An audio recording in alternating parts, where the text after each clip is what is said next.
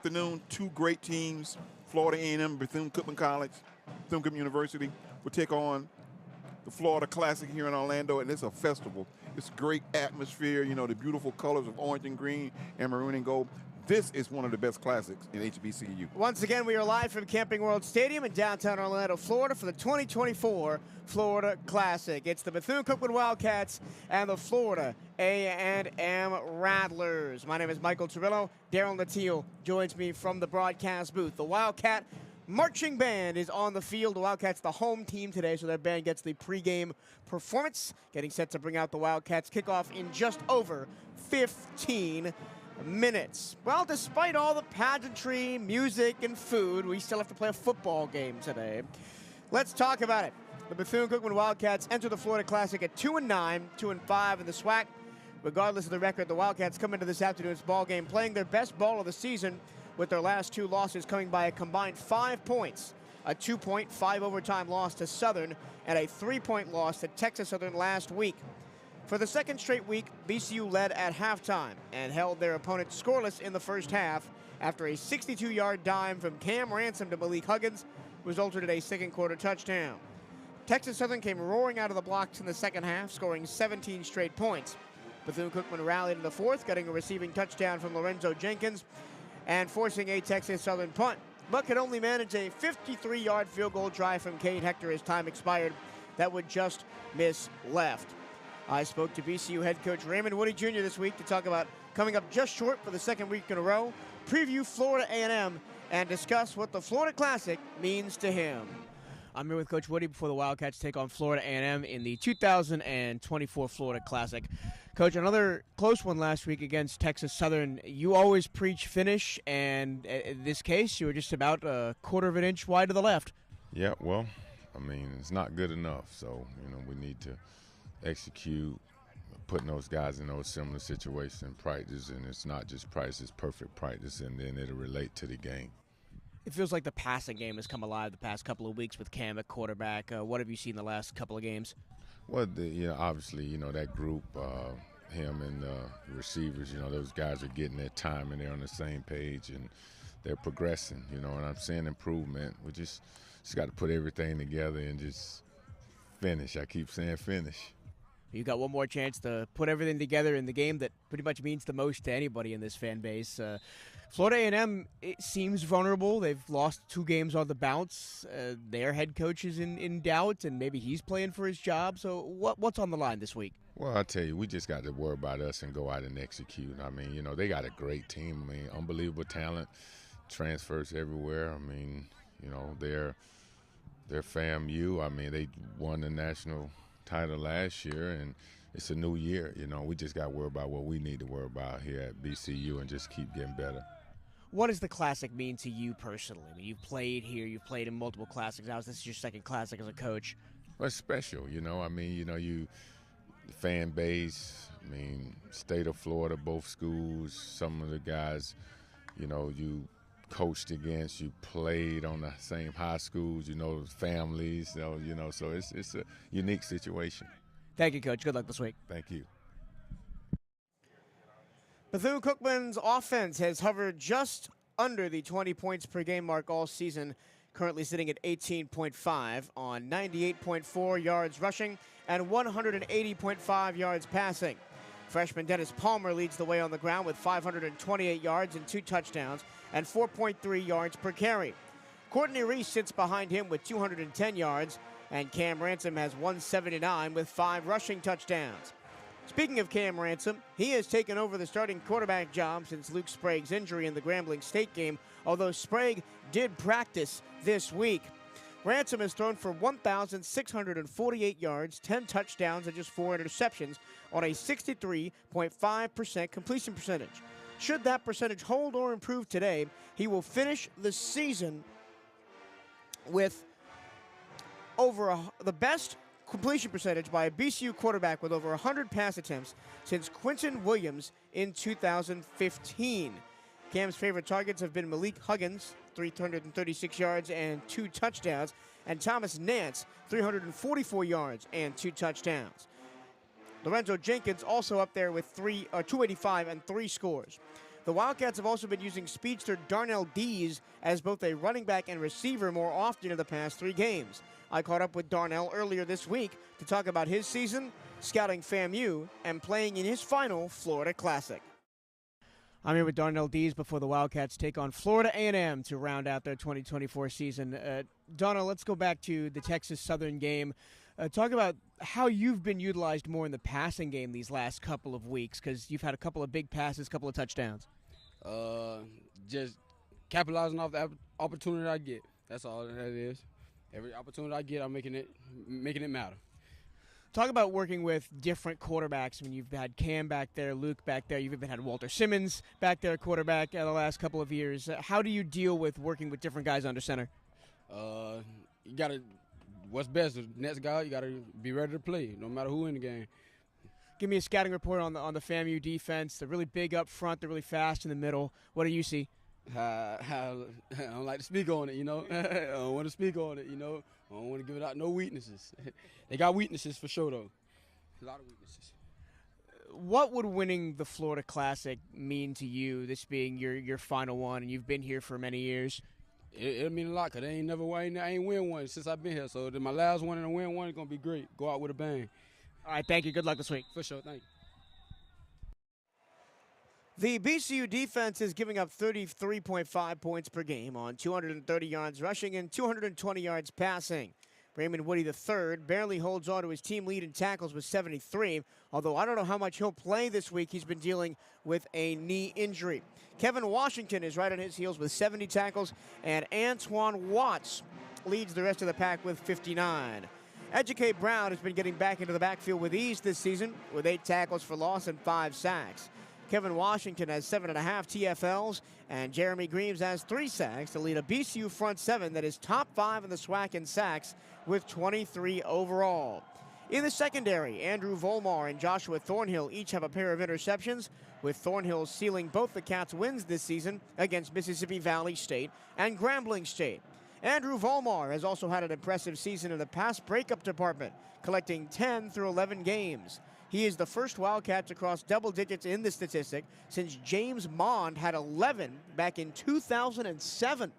I spoke to senior linebacker Steven Sparrow this week to talk about the Wildcats' run-stopping struggles, who to watch out for on the FAMU offense, and what the Classic means to him as an Orlando native. I'm here with Steven Sparrow before the Wildcats take on Florida A&M in the 2024 Florida Classic. Steven, let's talk about your season as a whole on the defensive side. It seems that every time a tackle needs to be made in the secondary or stopping the run up the middle, you've been there. What's it been like for you? It's just been a blessing to play with the guys that I play with, and just my position group really holding me accountable to make those big plays and just really stand focused on what my job is to do and doing my 111. It's not necessarily that I'm going to make the play, but I'm just always that extra hat in our defense, so it's usually going to come to me. It seems like the last couple of weeks the focus has really been on stopping the run. Has that been what you're working on practice? I mean, of course, every day run most important. Before anything, before you drop down in any coverage, you want to make sure you can stop the run. I feel like, especially with us, we had troubles with the run beginning of the year, but we definitely picked it up more we played. So the run is always the most important thing. Give me a scouting report on the FAMU offense. What have you seen on film this week? My favorite thing to look at from a FAMU's offense is a tight end. They got a lot. They got 3 of them. And they're a lot of big guys. It's all about their approach and the strength that they have to block. So whenever you bring in an extra guy, they have a tight end. That's really an old lineman out there. That's something I've been paying attention to. 23-9. He's looking to hit his head. Them 2 looking to hit their heads on the goalpost. My boy Acion Cobb, he's down. He's been down. I think he got hurt Southern week. He's out with an injury, so they won't have number 5. Number 2 is he's fast guy at the slot position. Definitely got to respect that, and just really come to play. Ten's a good quarterback. He's not an average guy. He's looking to make throws. He does a good job reading to the field side, but still getting the ball to the backside. So I'm saying it's all respect for those guys. The Florida Classic means so much to not only this university, but Florida A&M and the fan bases and the alumni. What would it mean to you to finally get one? I mean, it would mean the world to me, you know what I'm saying? I'm a Orlando native, you know what I'm saying? I've been at the Classic since I was 3 years old, so it'd be definitely a blessing in my heart to bring home a win for my family. All right, thank you. Good luck this week. Thank you so much. Thank you so much. All right, I appreciate it. It was a pretty easy choice for Southeast Toyota Dealers highlight of the week this time, with Cam Ransom's 62-yard touchdown pass to Malik Huggins being one of the most explosive plays Bethune-Cookman has had this season. Johnny Vickers and I had the call from Houston last Saturday. Today's highlight is brought to you by Toyota. 3 receivers all to the left. Shotgun right is Reese in the backfield. Cam to throw. He looks. He sets up. He throws deep. He's got Huggins behind the defense. Huggins makes the catch down the left sideline, and he is going to go all the way. See you later. Touchdown Bethune-Cookman. Touchdown Maroon and Gold. Malik Huggins with some dynamic speed to put the Wildcats on the board. Great job. Great throw. Like I said, our shots downfield, we have been overthrowing them. That time, Cam Ransom put him on the money, hit Malik Huggins in stride for the touchdown. At home or on the road, they're never the underdog. Toyota, let's go places. Get 3.99% APR for 36 months on a new 2024 Toyota RAV4 Hybrid. Offer valid through December 2nd, 2024. Zero down for well-qualified buyers with approved credit and financing through Southeast Toyota Finance. $29.52 monthly payment for every $1,000 financed. Excludes tax tag, registration, title, and dealer fees. See dealer for details. There was always going to be some sort of downturn for the Florida A&M Rattlers this season. After one of the best seasons in program history last year, the Rattlers went undefeated in conference play, won the SWAC title, and defeated Howard in the Celebration Bowl to be crowned HBCU national champions. In the offseason, former head coach Willie Simmons left for Duke, and quarterback coach James Colsey was promoted to lead the program. But I'm not sure anyone wearing green or orange or not was prepared for just how pear-shaped the last few weeks have gone for the Rattlers. Let's talk about it in this season's final edition of the Opponent Report. Florida A&M is 5-5 on the season and 3-2 in SWAC play. The Rattlers started the year with close wins over Norfolk State and South Carolina State before dropping back-to-back FBS games. The Rattlers opened SWAC play 3-1 with their lone loss coming at the hands of Jackson State on the road. The last 2 weeks have seen a Rattler collapse to the tune of a 31-12 loss against Prairie View A&M and a 21-24 loss at the hands of Mississippi Valley State. The Delta Devils were previously winless on the year, but they rallied to hand FAMU its first home loss in 23 games. That's since 2018, if you're keeping track. The Rattlers find themselves on the top half of the SWAC in both sides of the ball, averaging 26.3 points per game while allowing 22.8. Offensively, the Rattlers have been led by their passing game, which ranks second in the conference at 248 yards per the air per game with 15 passing touchdowns and 8 interceptions. Graduate quarterback Daniel Richardson, who has dealt with injuries down the home stretch of the season, leads the SWAC in passing yards per game at 217, passing touchdowns with 14, and completions percentage with 72, with 6 interceptions on the year. FAMU has struggled to run the ball, averaging only 141 yards a game with 2 scores. FAMU has fielded the best passing defense in the league, allowing only 5 touchdowns in the air and 133 yards per game with 6 interceptions. Junior defensive back T.J. Huggins leads the Rattlers with a pair of interceptions on the season. The Rattlers have been far more vulnerable against the run, allowing 155 yards on the ground per game with 8 touchdowns. Graduate defensive back Deco Wilson leads the Rattlers in tackles with 64. He also has 2.5 tackles for loss, a sack, and an interceptions. Junior linebacker Nayron Jenkins leads the team defensively with 3 sacks on this season. And Daryl, you and I were down on the field pregame. We talked to Nayron Jenkins. What did he say to you? First of all, Nayron's a good kid. I met Nayron at a fellowship of Christian athletes event a couple of years ago. He studied Bethune-Cookman. He didn't play in the Classic last year because of a hurt elbow. He didn't even make the trip. So he's excited to play this football game. We've got about 2 minutes to go until kickoff. The teams are currently doing the coin toss at midfield. The Wildcats will be in their gold helmets, black jerseys, black pants with a gold stripe and gold numbers. I think we deferred. Bethune-Cookman, Florida A&M, all in white. White helmets, white jerseys, white pants with orange numbers. Here we go. I think we're going to kick off. We won the toss. Week 12 of the season, Daryl, and it's always a little bit bittersweet knowing that this is the end of the year, but we've got about 3 more hours of football left to call before we break for the winter. It's been absolutely a great ride so far. Even though, you know, we've had ups and downs, I've enjoyed every minute of it. And the Wildcats hopefully can send us out with a bang. I think Bryce Hoynoski said on Hail Wildcats radio podcast this week, which you heard if you were listening to WELE before the show today, that the Wildcats could go 1-11 every year and win this game, and nobody would be sad about it. Nobody would be satisfied. Nobody would be complaining. It's not as big of a crowd as we had last year. Well, everybody's outside partying well, yeah, right no, now. the tailgate was bumping when we looked at it a couple of minutes ago, but I'd say maybe about 40,000 in the Citrus Bowl today. Yeah, you got some people in the upper deck on the FAMU side, so and there's some people above 40,000. us in the press box on our side too. So it's about 40 right now. Some pretty good representation on both sides of the ball. And stick around at halftime. We'll let you hear the bands here. That's always the big showpiece.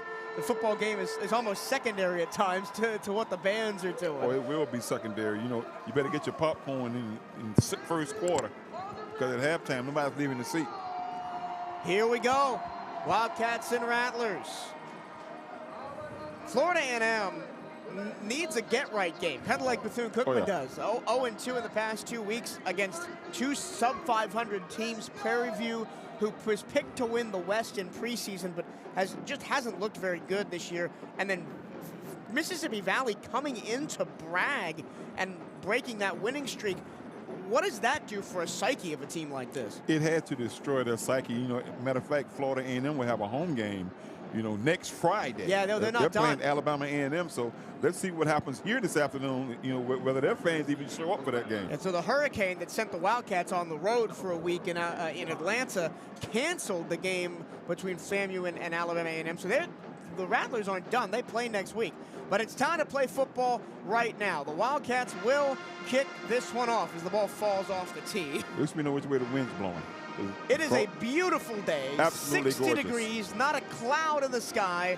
Both bands serenading us with big brass music as Cade Hector gets set to kick this one off. Left to right. Ball's at the 35-yard line, and the 2024 Florida Blue Florida Classic is underway. The Rattlers will return this one from the goal line. It's Goldie Lawrence on the return to the far sideline. 25 has a seam towards the 30 and pushed out of bounds at the 29-yard line. So here comes the Florida A&M offense, led by graduate transfer quarterback Daniel Richardson. He's been all over the place. Central Michigan, FAU, and now Florida A&M to finish his collegiate career. The kid played at Carroll City in Miami, man. I remember him in high school. He was a great quarterback. He's thrown for almost 2,300 yards on the season, 20 touchdowns, 7 interceptions. 2 receivers left, single right ball, right hash for Richardson in the gun. He'll hand the ball off on play action middle, caught at the 40-yard line, spinning to the 45, breaking a tackle, going to the near side and across midfield to the 47-yard line is the receiver. Big first down for the Rattlers. That's Goldie Lawrence, the freshman out of Sanford. Yeah, Lawrence made a great slant pattern, you know, playing man-to-man up top, and a great pitch and catch. FAMU first down. I'm not sure why I was expecting them to run the ball. Play action on first down. They just hit the man over the middle on a post for about 15 yards. At the BCU 48-yard line, going right to left. Second play from scrimmage here in this contest. From the shotgun, they're going to hand the ball off up the middle, get to the 45, and near the 43 is the runner, Thad Franklin Jr. He's the transfer from Louisiana Monroe, and he'll get 6 on the play. Yeah, the Rattlers look like they got a little momentum here. Yeah. 2 plays and almost 30 yards. We were talking all trip over here and all yesterday about how the Wildcats need to start this game fast and either take the lead first or respond quickly. And the defense has got to step up quick here. 2 by 2, the receivers, everybody tight to the formation. Second down and 4 for the Rattlers from the 44. Richardson steps in the pocket, throws over the middle, complete on the curl. That'll be a first down for the Rattlers to the 38-yard line. Yeah, he went to the sticks. He made a curl. He got a couple yards past the stick for the first down. Quan Lee, the UCF transfer, Buckholz High School out of Gainesville, makes the catch. First down, Rattlers. They started at their own 35. They're already up to the Bethune-Cookman 38-yard line, wearing the all-white with orange numbers. Man in motion left to right. Here is the handoff, trying to go off tackle to the right. The running back, Thad Franklin Jr., will push his way to the 34. Gain of 4, second down and 6. Need a big play from the defense right now. We haven't stopped their momentum. Looks like the defense is sleepwalking a little bit as Jeremy Greaves and Dallas Corbett come in on that front line. Yeah, they have a new offensive coordinator this afternoon, too. The quarterback coach is calling the plays for the Rattlers. Second down and 6 for FAMU. They're at the Bethune-Cookman 34. Under center is Richardson. Pitch the ball to Franklin up the middle, big hole, and he's going to dive forward to the 25-yard line. First down, Rattlers. It's mano-a-mano right now on the front line, and the Florida A&M offensive line right now is winning the battle. They're big guys. T.J. Lee, 315. Ashton Grable, 315. Janik Olunde, 290. Big guys up there up front for the Rattlers. They're having their way right now. First and 10 for the Wildcat 25, attacking the end zone to listeners left. 3 receivers in the pattern to the left. Richardson back to pass. No, they hand the ball off up the middle, excuse me. And it is going to go for a gain of only 2 yards. Franklin again, he's been the primary ball carrier. They do have Kelvin Dean, another transfer from FAMU at running back. They had some deadly running backs last year. I don't know what happened to those kids. No, they all left or graduated. Yeah. So this is a big play right here. Second in about, what, 8 yards to go? Yeah, second and 8 for the Rattlers from the Bethune-Cookman 24. Wildcats have gone from a 5-man front to a 4-man front on the defensive side. 3 linebackers, 5 in the secondary. Here's the snap, Richardson to throw. Got plenty of time in the pocket. Going to launch deep drag over the middle at the 20-yard line. Caught. Washington trips up the receiver, Jamari Gassett, short of the first down. Gain of about 6. It'll be third down and 2. This is a huge play right here. We stop him here, force the field goal. Third and 2 for the Rattlers. They're inside the red zone now at the Bethune-Cookman 16. Thad Franklin Jr. is the running back. He'll be to the right of Richardson in the shotgun. Just a single receiver each side of the numbers. Wildcats stack the box. They run the ball up the middle. Franklin, huge hole, 10-5 touchdown. Nobody touched Thad Franklin Jr. A 16-yard touchdown, and this feels like every other game this season except the last 2 where the defense is on the field first and just kind of did nothing. Kind of crossed him up that time. Everything was loaded to the right side. He cut off the left side of the tackle, untouched into the end zone. Well, the fans across the way wearing green and orange celebrate first. 10:50 to go first quarter. 6-0 Florida A&M. Here is the kicker, Cameron Gillis, the graduate student transfer from Stetson. Puts the extra point up and good. Again, we really didn't have much on the defensive side there for the Wildcats. I don't think they had a negative play or an incompletion that entire drive. Cats were on skates most of this drive. They were giving up yardage each time, trying to get a feel for the offense. The rhythm of FAMU is completely different than it was last week with the new play caller. You know, he's mixing up some plays and keeping the Wildcats off balance right now on defense.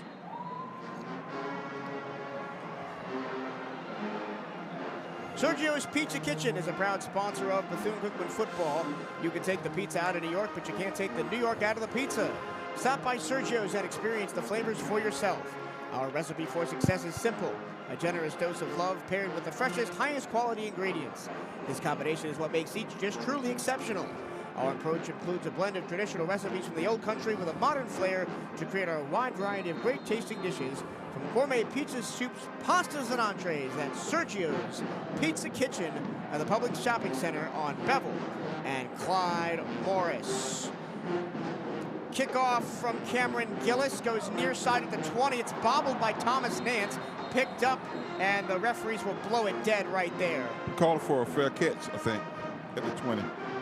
That was a weird-looking play because they were all in a bunch when he kicked it. He could have caught that. He could have got to the outside. He'd have been gone. Yeah, everybody was bunched right behind Gillis in the middle of the field, and he just kind of airballed it. Got a lot of air underneath it to the near side 20, and the Wildcats will start right there down 7-0. And here comes Cam Ransom and the rest of the Bethune-Cookman offense. Dennis Palmer the running back. Ransom is currently under center. 2 receivers to the wide side left, 1 to the near side right. That's Lorenzo Jenkins. They're going to make the FAMU band stop playing. We had that happen last week against Texas Southern, if you were listening to our broadcast there. That's a warning. Next time, that's a 15-yard penalty. Yeah, we didn't get a penalty, but the Wildcats were complaining that the Texas Southern band was playing while Cade Hector was kicking the field goal that he ultimately missed at the end of the first half. The ocean of soul.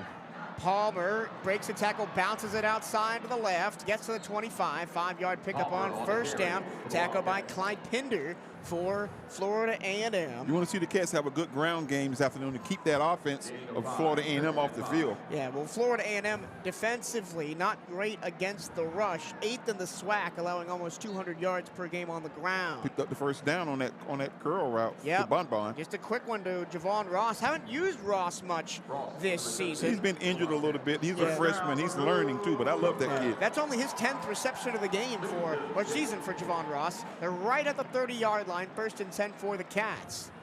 2-by-1 plus the tight end. They run Palmer up the middle, little delayed burst of speed, and he'll get 5, give him 7 yards up to the 37-yard line. This used to be called a dark cloud defense, but they're no longer in a dark cloud. They've been able to run on them this year, and most of the team's ground attack has been what FAMU's had a problem with. Well, their game notes still call them the dark cloud defense. Wildcats going with a little bit of tempo here. 2nd and 3.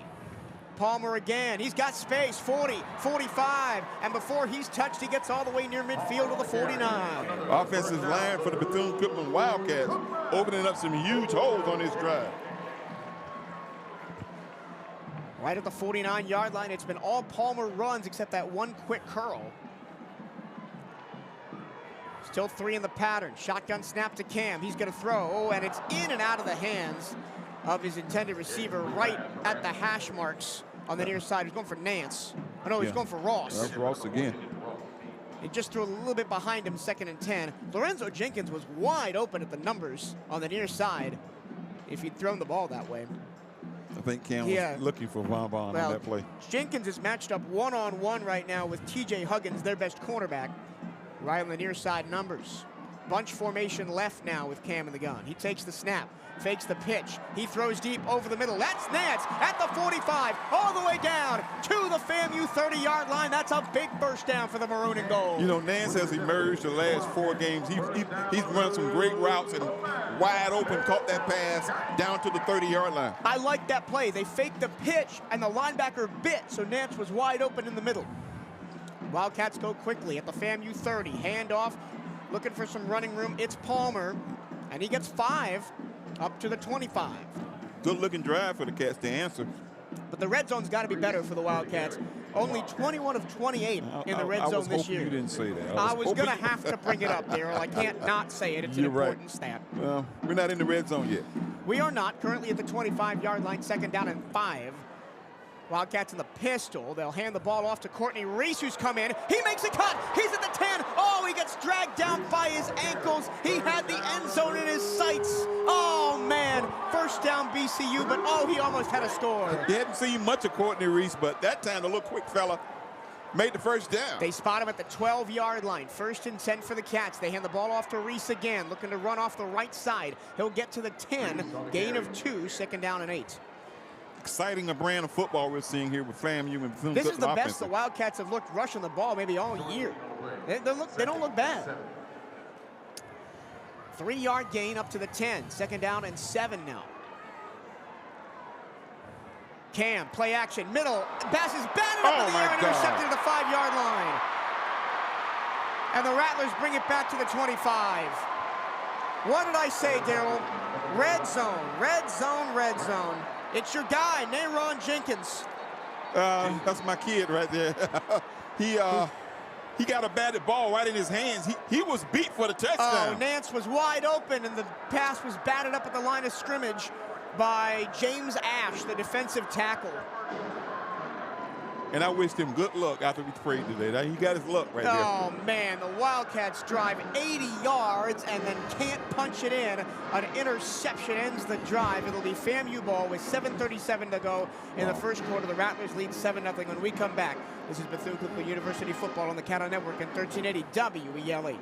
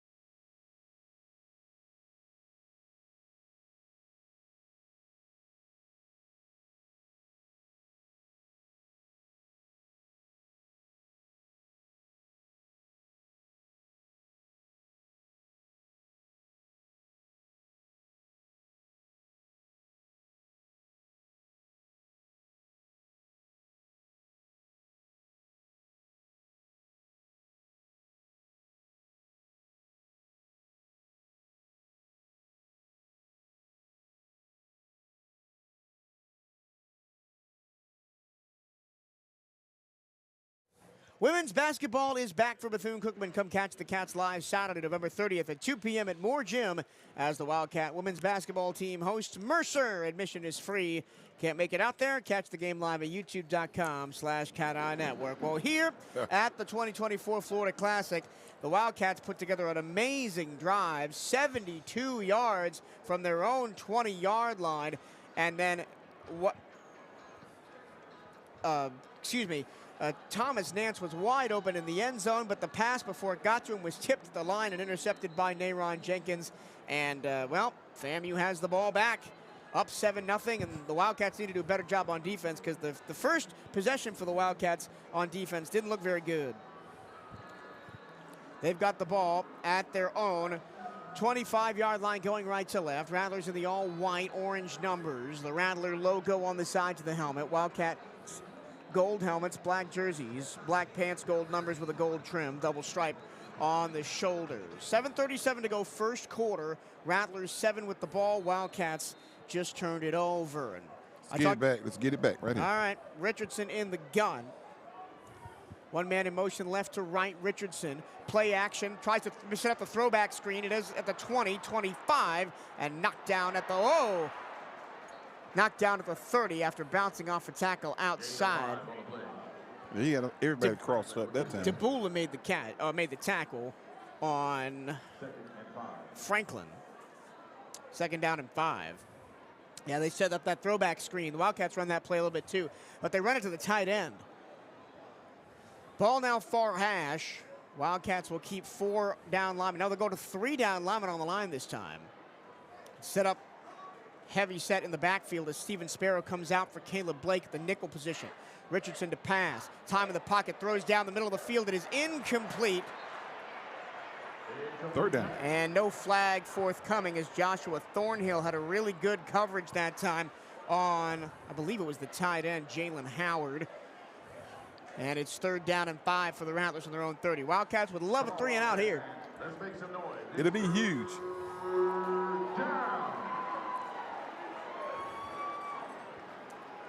Watch a little curl route at the sticks. Yep. Everybody's been beating us with the drags on 3rd down as well. Got to watch that late drag across the middle of the field. 3rd and 5 for the Rattlers from their own 30 going right to left. Man in motion. Now he cuts back to the right. Richardson, the screen to the right-hand side, and the running back slipped. Woody was right there. The stop was going to be 4th down. The Rattlers are going to play. That was Kelvin Dean, the graduate transfer from FAU. Yeah. And the Wildcats are going to force a 4th down. I mean, it didn't matter. Yeah, you're right. It didn't matter that he slipped because Woody was had right a bead there. on him. Yeah. I'm still tripping on how we talked to Nayron before the game, and as he's leaving, I'm saying, good luck, fella, and he gets the interception. Well, the Wildcats offense is going to get it back. Malik Huggins is back to return for the Wildcats at his own 30. Punting for Florida A&M is Gunnar Trout, the freshman out of Merritt Island and Cocoa High School. He gets the punt away. It drives Huggins back to his own 20-yard line. He's got a lane up the middle, 35, 40, 45 midfield at the 50, now 40 near side. He's going all the way. He's gone. Touchdown, BCU. Malik Huggins ties the game with a punt return touchdown. You know, we were talking about the special teams. We had not seen much excitement out of our special teams since the Michigan game, but this afternoon, Huggins takes that thing down the sideline for the touchdown. And the whole FAMU defense set up like he was going to take that one to the outside, and he just ran that run right up the middle. So with 6 minutes left, the Wildcats are an extra point away from tying the game. What a play by Malik Huggins. You know what his nickname is, right? Fo-Fo. Fo-Fo, because he ran a 4-4-40. He looked like he had all that like right he running a 4-2 right then. He ran that one from his own 20-yard line all the way back, an 80-yard return. And the Wildcats are an extra point away from tying this one up. Cade Hector is out there to attempt the extra point. Oh, the Wildcats are going to get a sportsman. We got a celebration, a little celebration. Excessive celebration penalty. Cade to make it. Oh, we're going to make it on the kickoff. We're going to take it on the kickoff. And the Wildcats, they've been squibbing most kickoffs this season anyway. They'll probably do that again. Anyway, Cade is out for the extra point. Hector, who has missed 2 really critical field goals in the last 2 weeks. One against Southern that would have won them the game. One against Texas that would have tied the game and sent it to overtime. And this time, it's good. And it's 7-7 with 6 minutes to go. We'll take a break and be right back. This is Bethune-Cookman Football on the CatEye Network. It's 7-7 here at the Classic.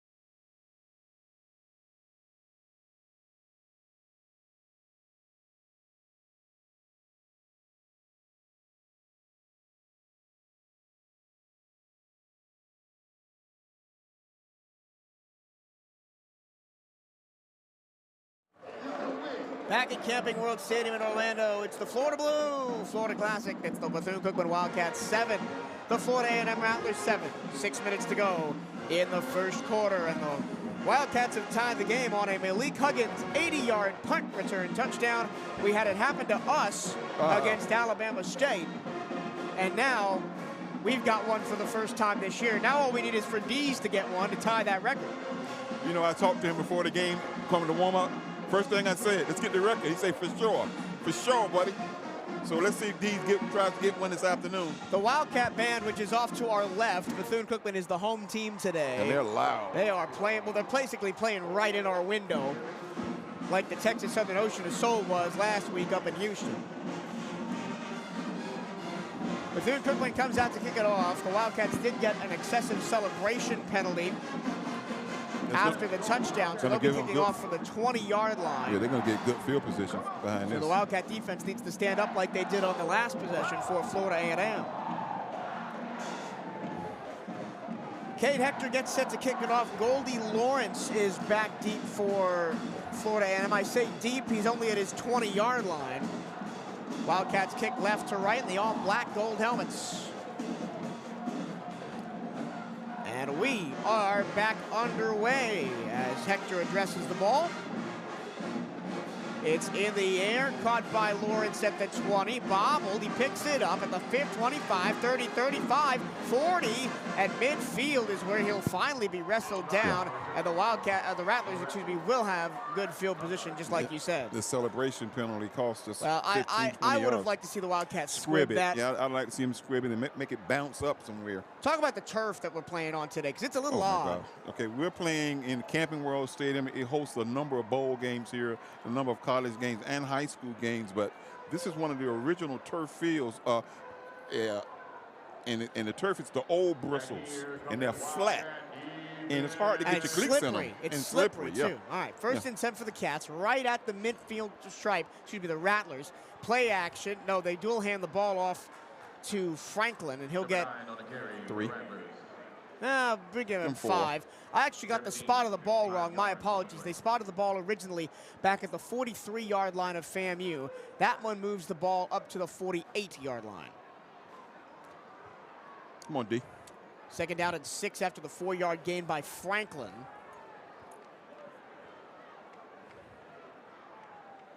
Richardson in the gun, takes the snap, play action, throws far side, complete. Gotta make that Broken tackle at the 50-yard line, and Goldie Lawrence is out of bounds inside the 40 for a Rattler first down. The DBs for Bethune-Cookman must tackle this afternoon. They got big receivers on the FAMU side. He caught it like a 2-yard hitch and just swatted off to the defender and picked up the first down. Yeah, the redshirt freshman Goldie Lawrence, who started at Florida State and then just came across the railroad tracks over to FAMU in the offseason. Must be nice. 6 foot tall, 190 from Sanford Seminole, Goldie Lawrence. 1st and 10 for the Rattlers. Wildcats already pinned back inside their own end. Ball at the 38-yard line, going right to left. Hard count from Richardson. He's going to hand the ball off to the right. And a nice run by Kelvin Dean. Picks up 5 yards up to the 32. They're getting 5 yards a clip on that run. Dean's coming out at running back. We'll see who replaces him. It'll be Thad Franklin out of West Park, Florida, transfer from Louisiana Monroe. We talked about this Rattlers defense not being great against the run. The Wildcats defense has really not been great against the run, giving up over 230 yards per game. 3 receivers in the pattern. They'll hand the ball off. Franklin patient in the backfield. He breaks through and tripped up near the 20-yard line by the secondary. Yeah, he was clear before he was even touched. You know, the safeties are making the tackles right now. That the point of attack with the offensive line for Florida A&M is really, you know, getting off the ball. Raymond Woody III, he's playing with a bit of a knee injury today, but in his final collegiate game made the stop at the 22-yard line, 1st and 10 FAMU. They did get about a 25-yard rushing touchdown from Thad Franklin on their first possession to take a 7-0 lead. 3:40 to go here in the first quarter, 7-7 ball game. Man in motion left to right. Richardson hands the ball off, and only a 1-yard pickup that time for Franklin. Off left tackle, Caleb Blake on the stop. Woody also there along with Corbett. You know, I'm looking at the offensive FAMU. It's similar to what Willie Simmons did last year with the, you know, the movement, but they're running the ball quicker and a lot less movement. Well, Colsey was on Simmons' staff last year, so it makes sense that he keeps a lot of the same stuff. Now they go 4 wide on 2nd and 8 right at the 20-yard line. Trips to the left, single right. Now they bring a man in motion left to right. Richardson back to pass, has time. Now steps into the pocket, wants to run. He's dragged down from behind. He makes it all the way up to the 17-yard line. Gain of 3, but it's 3rd down. Good coverage in the secondary that time, and we had a decent rush on him. Cats trying to dial up something on defense to stop this A&M offense. I thought we were going to get a sack for a second there. Richardson just felt the pressure and stepped up. He stepped up in the right place, too. 3rd down for the Rattlers. Wildcats with 2:30 to go in the first quarter, trying to get a half stop and force a field goal attempt. Rattlers at the Wildcat 17-yard line. Lots of time running off the clock here. And the A&M coaches over there going crazy on the sideline. They're going to call timeout. Yeah, he was going ballistics over there. He's going after the line judge. Well, FAMU takes a timeout. We'll keep it right here. Do you love Bethune-Cookman University sports? Of course you do. Then don't miss Hail Wildcats Radio, the podcast that takes you behind the scenes of all 15 Wildcat sports programs. Hosted by voice of the Wildcats, Michael Torello, and featuring the expertise of sports information directors Bryce Wojnowski and Brian Harvey. Hail Wildcats Radio delivers unparalleled coverage of your favorite teams. Tune in to 1380 WELE Daytona Beach every Saturday to catch the show live or listen anytime on your favorite podcast platform. Well, the crowd has filled in a little bit, Daryl, since the start of the game. Still a lighter crowd than we had here last year, but still pretty good. Lower bowl of the Camping World Stadium. Almost called it the Citrus Bowl.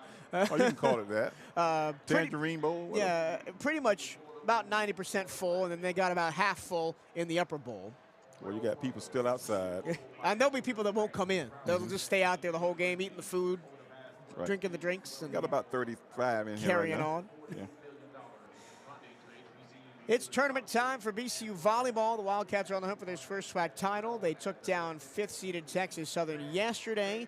They're playing Florida A&M right now. I'm going to see if I can find you that score. So stay tuned. Now, I want to talk, you know, Florida Classic, obviously, biggest game of the season for both of these teams because there's nothing else to play for after this. Is there a moment that stands out to you, Daryl, in Classic history where a season that was not going so well for the Wildcats was turned around and is remembered fondly by the fan base because of what happened in this stadium? Oh yeah, a number of times we played Florida A&M, and they come in with great records, and we had low seasons, and we stood tall, and we played tough with them. A couple of times we went to overtime, a 58-52 game. I remember coming in here undefeated, getting ready to go to the playoffs when Matt Johnson was the quarterback, and FAMU beat us after Matt breaks his collarbone in the third quarter. So this has been the game where teams have had a chance to measure themselves and win bragging rights. It is currently Florida A&M up 1-0 over Bethune-Cookman, and they lead the second set 18-16. That's at the volleyball semifinals up in Grambling in Louisiana. Yep. Man, it's kind of disappointing for the Wildcats that they're just running into a juggernaut in FAMU in the semifinals. I mean, but if they had won against Jackson State last weekend, they wouldn't have been in this position. They would have been the number 2 seed instead of the number 4 seed. And then who knows what kind of run they could have gone on. But you can take nothing away from the season that the Bethune-Cookman volleyball team has had. Like, they had my a roll. goodness. They were on a great roll. You got some girls who played first team all conference. You got Miss Hightower in there with the blocks and a couple other girls making all SWAC. And you got to look at Florida A&M won baseball. They won football, and they won volleyball. Here we go. Back to action here at the Citrus Bowl.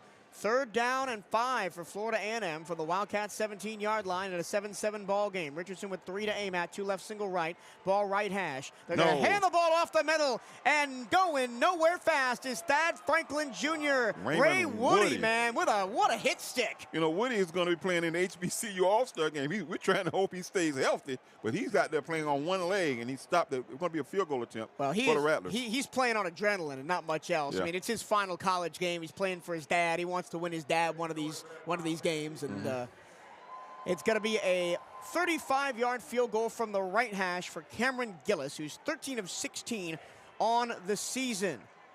Originally from Budapest, Hungary, Gillis, he puts this one in the air, and it is good. So with 1:35 to go in the first quarter, FAMU gets a half stop. They get a 10-7 lead over the Bethune-Cookman Wildcats. But listen, I'm honestly okay with how things are going on the offensive side, right? You had a great drive that was ended by a fluke deflection play, and then you had a return for a touchdown. If you can continue the momentum that we had on the offensive side on that first drive, we're still in this game. Well, here's the thing to see is Coach Gerbino stays on that script. But we went, what 8 plays? 8 plays, off 80 yards? The script. Let's continue, go right back to that same script and keep the same momentum here in the latter part of the first quarter. Let's hope that he does that and get off the script, and then we just started calling dive left and dive right again. Cameron Gillis, the kicker for Florida A&M, has a great story. Their family is Canadian. His dad is from Saskatchewan, but they moved to Budapest to teach English internationally, so he grew up in Hungary. Really? Yeah. He attended the American School of Budapest, and then he came back to the States as the Wildcats will fair catch this kickoff and come out to the 25-yard line.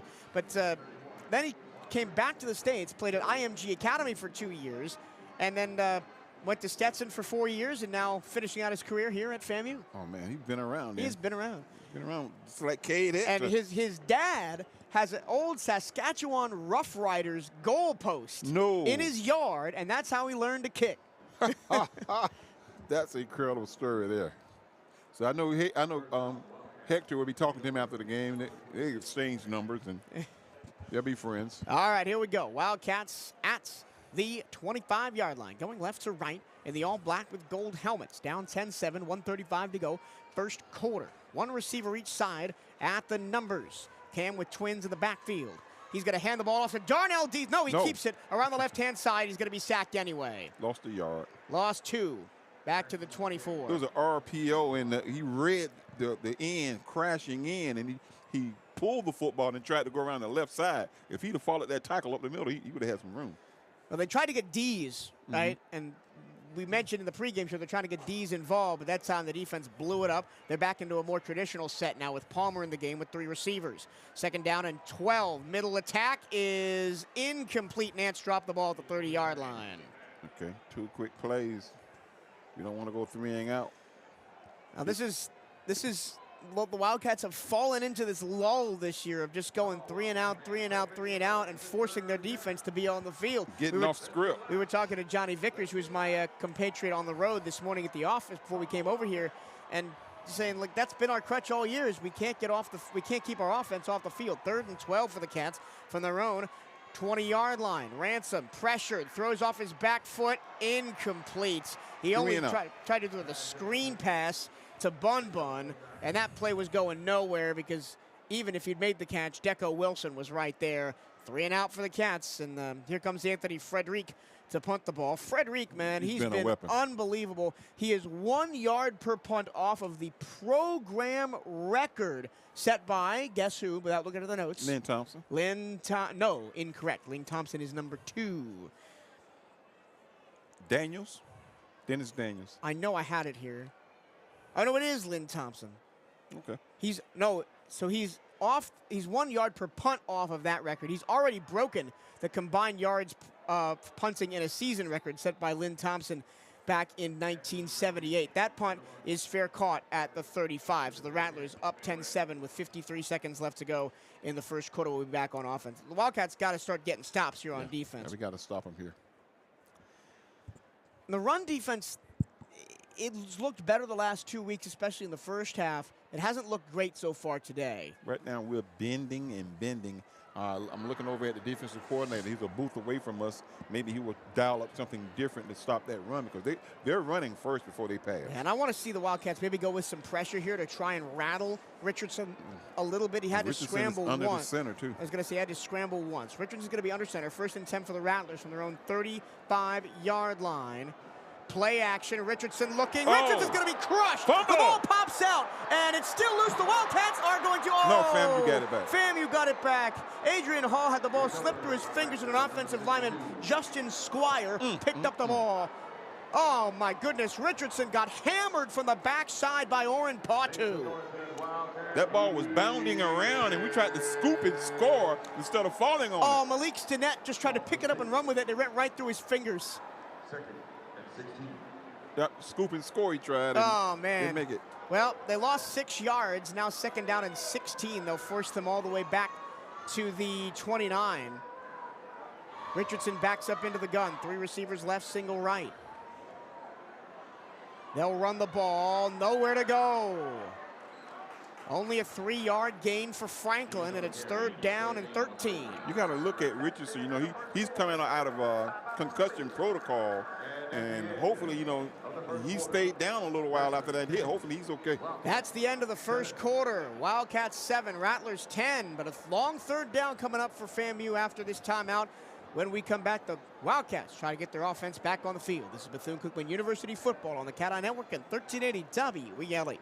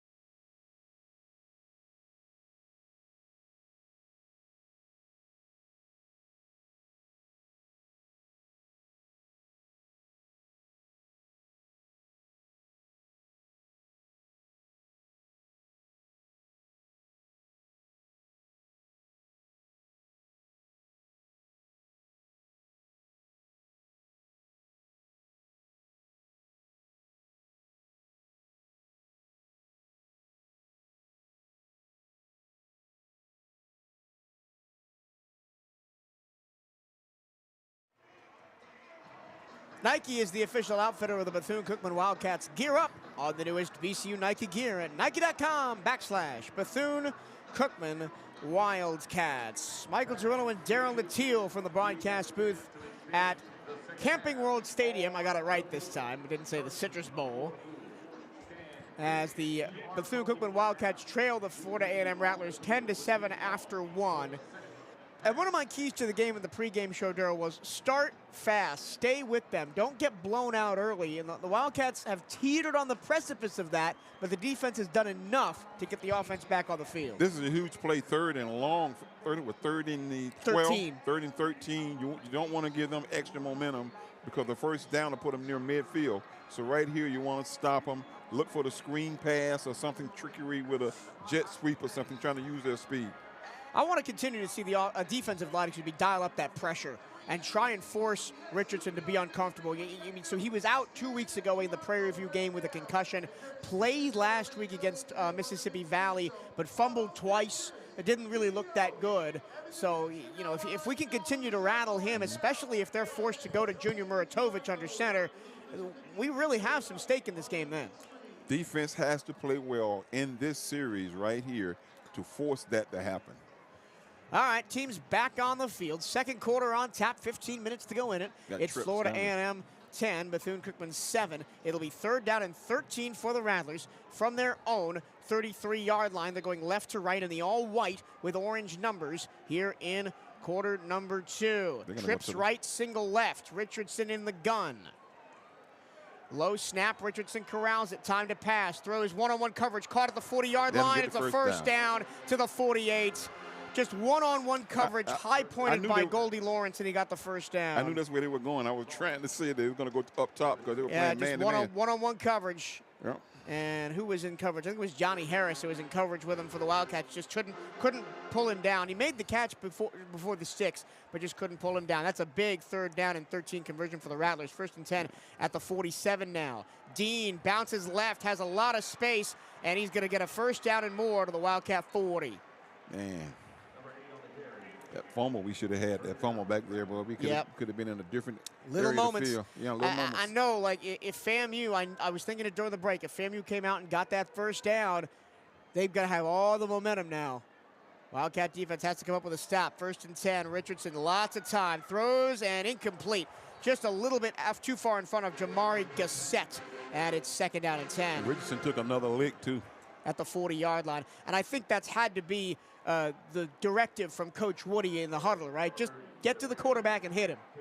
Not illegally, but if you can put a hit on him, do it.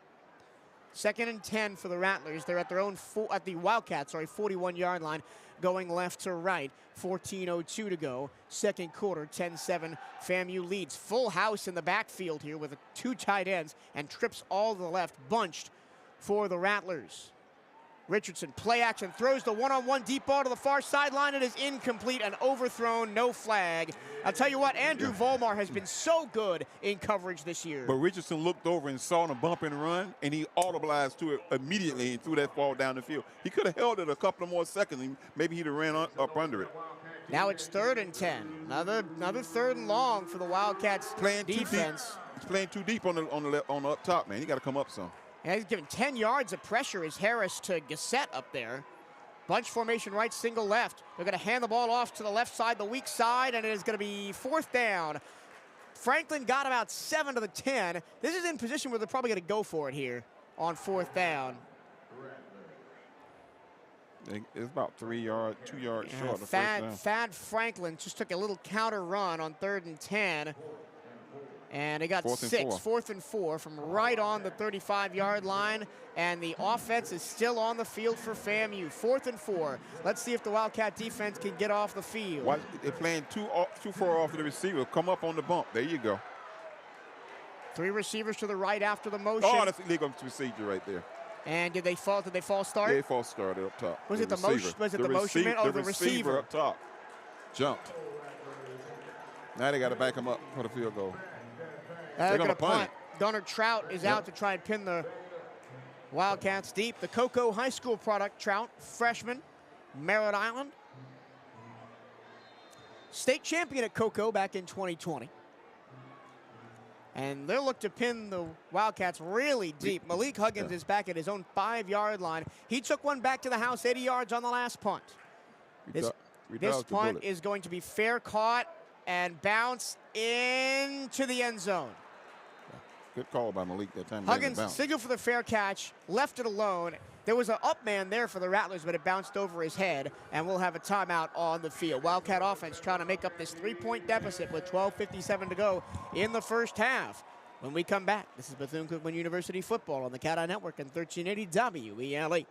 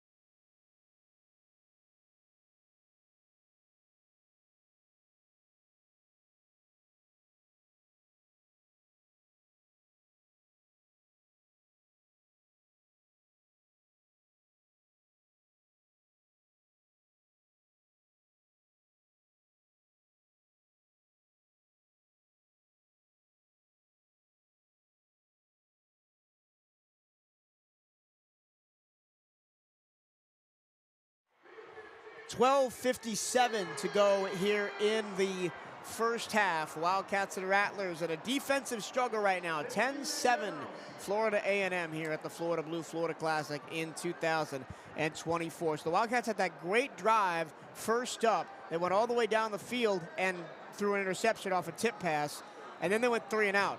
What do we need to go back to that was like that first drive? I think it's running the ball. Run the football and throw the football like we were throwing the football. You know, we were on that script. Let's go back to the script. Wildcats in this second quarter going right to left. Black jerseys, gold helmets. Gold numbers, gold striping. Rattlers in all white. As the Bethune-Cookman band off to our left plays us back in. Stay tuned at halftime. You will hear performances from both bands, both the Marching 100 and the Marching Wildcats. We are just waiting for TV to get back, and then we will get underway. Both teams are set and ready for the snap.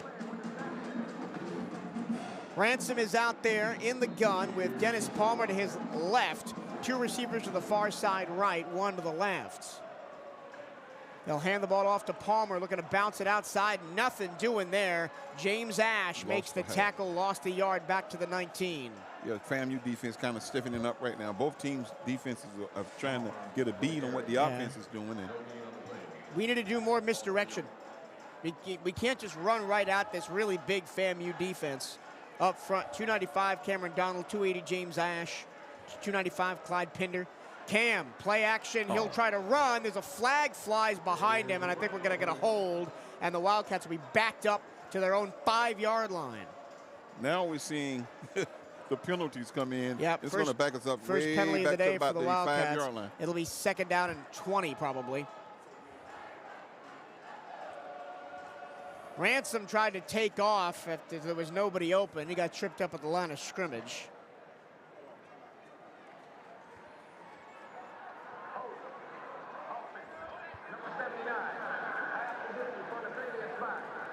That's Antoine Wells, who was injured last week. Good to see him back. We didn't know how much he would factor in today's game. The offensive line for the Wildcats are the walking wounded, starting 3 freshmen up there. Tico Schultz, Melvin Puckett, and Vincent Forney on the offensive line. Now 2nd down and 19 for the Wildcats from their own 19-yard line. Snap to Cam. They'll run the ball. Palmer tries to bounce it outside to the right. He does get a pretty good gain. Back to the original line of scrimmage at the 20-yard line. Got 9.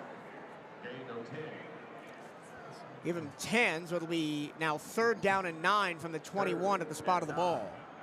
Got to go downfield with it. Well, 2nd straight series, the Wildcats have been backed up in 3rd and long. Here we go. 3 receivers all to the near side left for Ransom. 4 down linemen, they'll bring extra pressure. Oh, man, they ran a handoff up the middle on 3rd and long. They got 4, but oh, my goodness. I don't understand that call at all. 4th down, here comes the punt team. What? Well, I don't get that at all. What are we doing? well, Jabino saw something up the middle, I guess, and he wanted to try it. So I mean, we got 4. It's not a bad play for 1st down, but on 3rd and 9? I don't know, man. That one, I don't agree with that one at all. let's get a good punt right here. Now Frederic at his own 10, punting to Lawrence, who's at his own 30. They shift the coverage all to the left because FAMU's got a bunch of bodies over there. They snap the ball, and it's an illegal formation on the Wildcats. Yeah. Well, false start, excuse me. I can't see the play clock. Where is the play clock? I can't tell you see it either. It's got to be somewhere down around the goalpost here that we can't see from our position. It's up right there on the 2nd level there, and I don't see it over there. So from his own 10, Frederic will now punt at his own 5. It's offsides on FAMU. Delay a game. FAMU, 12 players.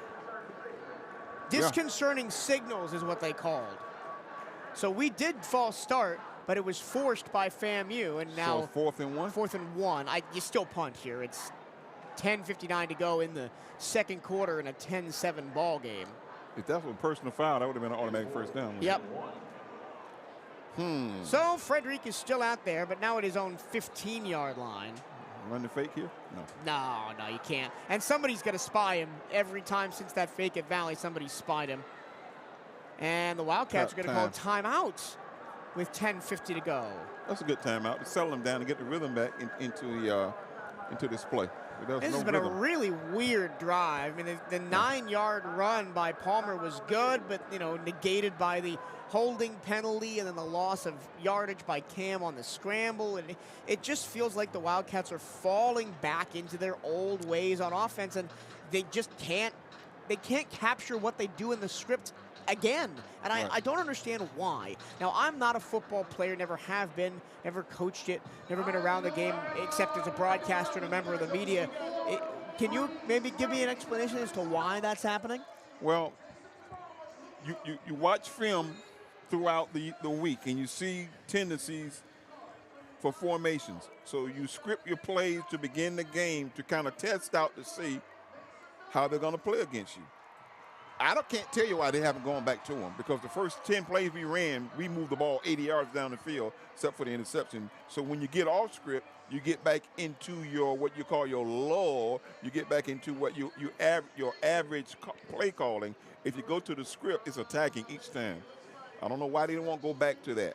Couple of statistical notes through the first quarter and a half. 10:50 left to go here in the first half. 7 of 10 for 65 yards is Daniel Richardson. Cam Ransom, 2 of 6 for 26 yards with an interception on the deflection. Total plays, 25 for 142 yards for FAMU. 16 plays, 80 yards for the Wildcats. BCU only has 4 first downs, all of them on that first series in the first quarter. Yeah. One good-looking drive. But here's something that I've talked about also this morning. They're playing. This game is a Bethune-Cookman kind of speed game. A punt here, 3 and out. It's slow and methodical, and that's the kind of game we play. We kind of hang around. If the fast pace and the high scoring is what FAMU wants to do, but right now it's a BCU pace because both teams are filling each other out, moving the ball down the field. You got a penalty here, penalty there. You got a good pass rush going. The game is a Wildcat football game because it's slow. But this defense for the Wildcats is not the same as it was last year. You can't just punt 20 times a game and hope the defense keeps you in it, because they're not going to do it like they did last year. Last year, the defense only gave up 20 points a game. This year, they're giving up 33. I'm wondering if he's going to call something. He'll try to get a first down. Or are you just going to punt the ball Oh, away? that would be a really aggressive call. 4th and 1 at their own 20. But if you call a 29. dive play on 3rd and 7, you might as well go for it. I still don't understand what coach was thinking there. Let's see. Here comes Cam. Oh, offense on the field. Cam's back out. The Wildcats are going to go aggressive here and try and pick up the first down. It's 4th and 1 at their own 29 with 10:50 to go here in the first half. This Wildcats huge. offense on the field. 3 This is receivers huge. all to the left. Offside on them. Oh, and the Wildcats moved. Flags fly But from they- everywhere. The right but- tackle moved. But they got jumped across first. Is an encroachment. No, that it's causes not. It's not. Well, it wasn't the same guy. bigger procedure. It wasn't the same guy. The right tackle moved for the Wildcats, and the right defensive end moved for the Rattlers. They weren't facing each other. Okay. So it's not on the defense at that point. The left tackle, Vincent Forney, the freshman, did a good job not falling for the bait. But now here comes the punt team. After all that, we're just punting again. And Frederic is back at his own 10-yard line for the 3rd time in this possession. He hasn't actually punted the ball yet. Jamari Gassett, it is at his own 30 to return for the Rattlers. They finally snapped the ball. Punt away from Frederic. Gassett, fair catch called for and made at the 33-yard line. I love the fact that Clayton Thomas, the long snapper, is He's always the first guy man down there. downfield. Yeah, he got great He speed, snaps too. that ball and then goes, man. I mean, But see, there's a rule, too. You can't hit the snapper, so he doesn't get blocked. yeah. I mean, and if you can put a guy who's good at tackling in that position, just let him go. Come on, Cats. We got to play defense here. All right. Well, Rattler offense back out on the field. Up 10-7 is Florida A&M. 10:43 to go here in the first half. They've moved the ball pretty much at will. Have the Rattlers 8 first downs and 142 total yards so far for the all-white clad Florida A&M. Richardson in the gun. Franklin to his right. They'll hand the ball off to him on first down. Big hole, Franklin, 40, middle, near the 50-yard line before he's dragged down by Woody. He just kind of slipped through the seam there, and even though there were black jerseys all around him, nobody touched him for 13 yards. All the way up near the 50-yard line of the 48.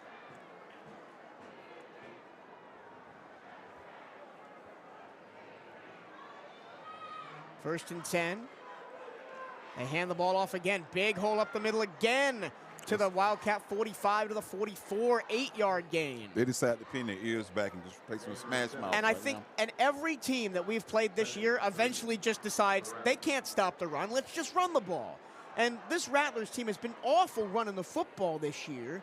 They're 7th in the SWAC at just 120 yards a game. But the Wildcats are letting them run all over them. Play action. Richardson with a man in his face throws deep down the field. Flag flies. Flag flies in the secondary as well. They're going to get roughing the passer behind the play and pass interference in the secondary. 2 flags on the Wildcats in 1 play.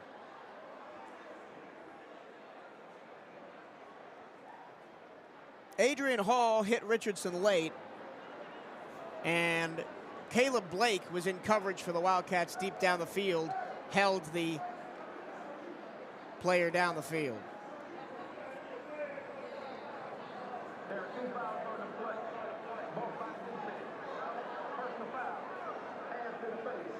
Number 90 on the defense.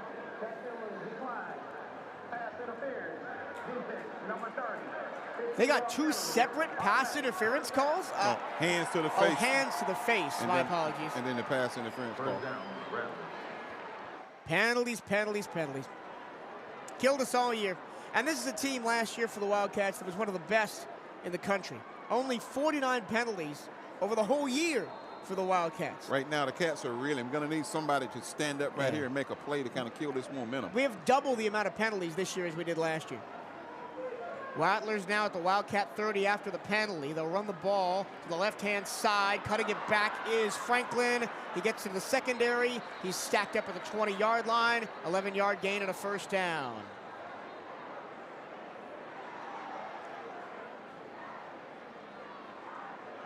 The Rattlers came to play today. The Wildcats haven't shown up yet outside that one kickoff return by Malik Huggins. Got a first down at the 20-yard line, 19. 19-yard line. Got to hold him right here to a field goal. Richardson with Franklin to his right. Two right, single left, ball left hash. Motion left to right. They're going to run counter to the right-hand side, and diving through to the 10-yard line is Bo Somerset, the third running back in the formation for the Rattlers. There is a flag on the play. Holding on the offense. Now the flags have started to fly after a first quarter with only one combined penalty. So now they'll knock them back to the 30-yard line. It'll be 1st and 20. You know, right before this drive, we had the ball 4th and an inch to go for the first down. And, you know, we got that play. We get the play off and get the first down. We're not in this predicament. Nope. We're still driving. And that's a false start penalty. So they lost they lost 6. They're at the 26-yard line. Screen, right side, complete to Quan Lee. He's at the 20, breaks a tackle down to the 10-yard line. Oh my goodness. So they had 1st and 16, and they get 16 yards. Sorry, 1st and 20, they got 20 yards. Oh, 19. Now they're just shy of the first down at the 11. So 2nd and 1. And you can tell the shoulders are slumping a little bit on the Wildcats side. 8 minutes and 10 seconds to go first half. FAMU in the red zone, handoff middle. Somerset dives forward. That'll be a first down to the 7. Levante Somerset goes by Bo from Fort Myers. Prepped at North Fort Myers, over 1,900 rushing yards and 21 touchdowns in his career. Redshirted last year, had his first collegiate touchdown last week against Mississippi Valley State. This time Somerset goes out and Franklin comes back in. He's only got one rushing touchdown all the year, but it's 1st and goal at the 7. They give it to Frank. No, play action, throwing back of the end zone, overthrown by Richardson and incomplete. And a flag on the play. They're going to get pass interference. Let's see, look like Woody. The flag was thrown at Woody.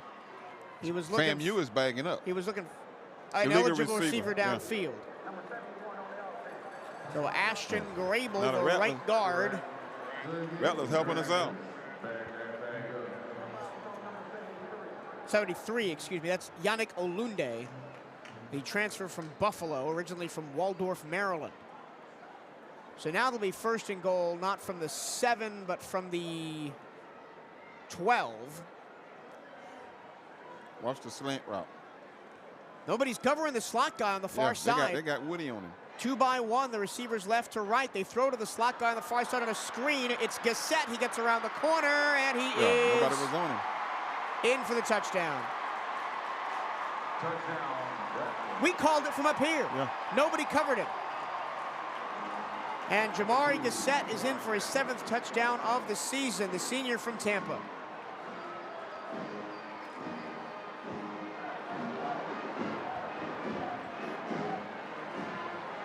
And just like that, it's about to be 17-7 with 7:19 to go first half, and the Wildcats are in danger of getting run out the building in the first half, just like pretty much every game this season except for the last 2.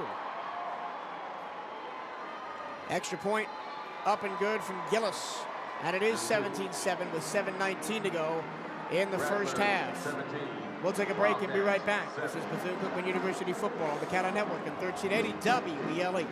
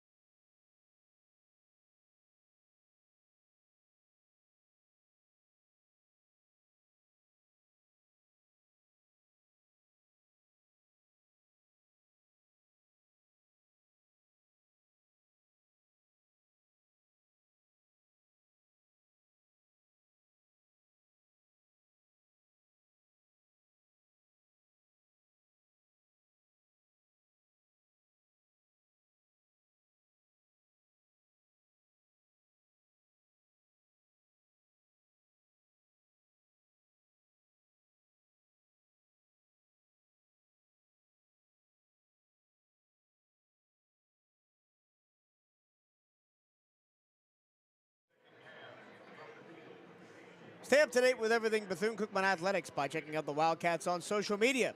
Give BCU Athletics a like on Facebook and follow the Wildcats on X and Instagram at BCU_athletics.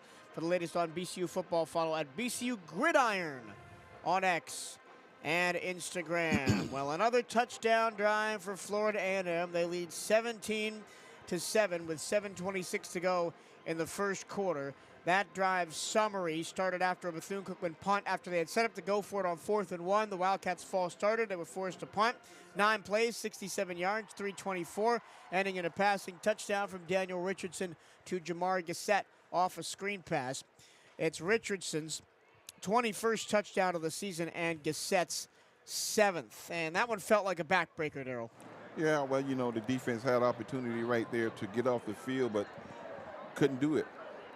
FAMU had a few penalties that backed them up. We had a 3rd and 20, and the guy got 19 yards on play. 17-7, it's not out of reach. No, but the Wildcat offense has to do something. I mean, they've shown us one drive where they went 80 yards and then threw an interception, and then they've done literally nothing since. They have no first down since that first drive of the game, and there's 7:19 to go in the second quarter. Cameron Gillis set to kick off. Dees and Huggins back deep to receive. Chip shot, fielded at the 20-yard line near side. Middle, it's Reese, and he is chopped down just past the 25-yard line. I'm not sure why he didn't go back middle. Why not just run the sideline? Yeah, that's what Huggins did to get his touchdown. On the punt return, he went to the outside because everybody else was clogging the middle. Offense has to do something right here.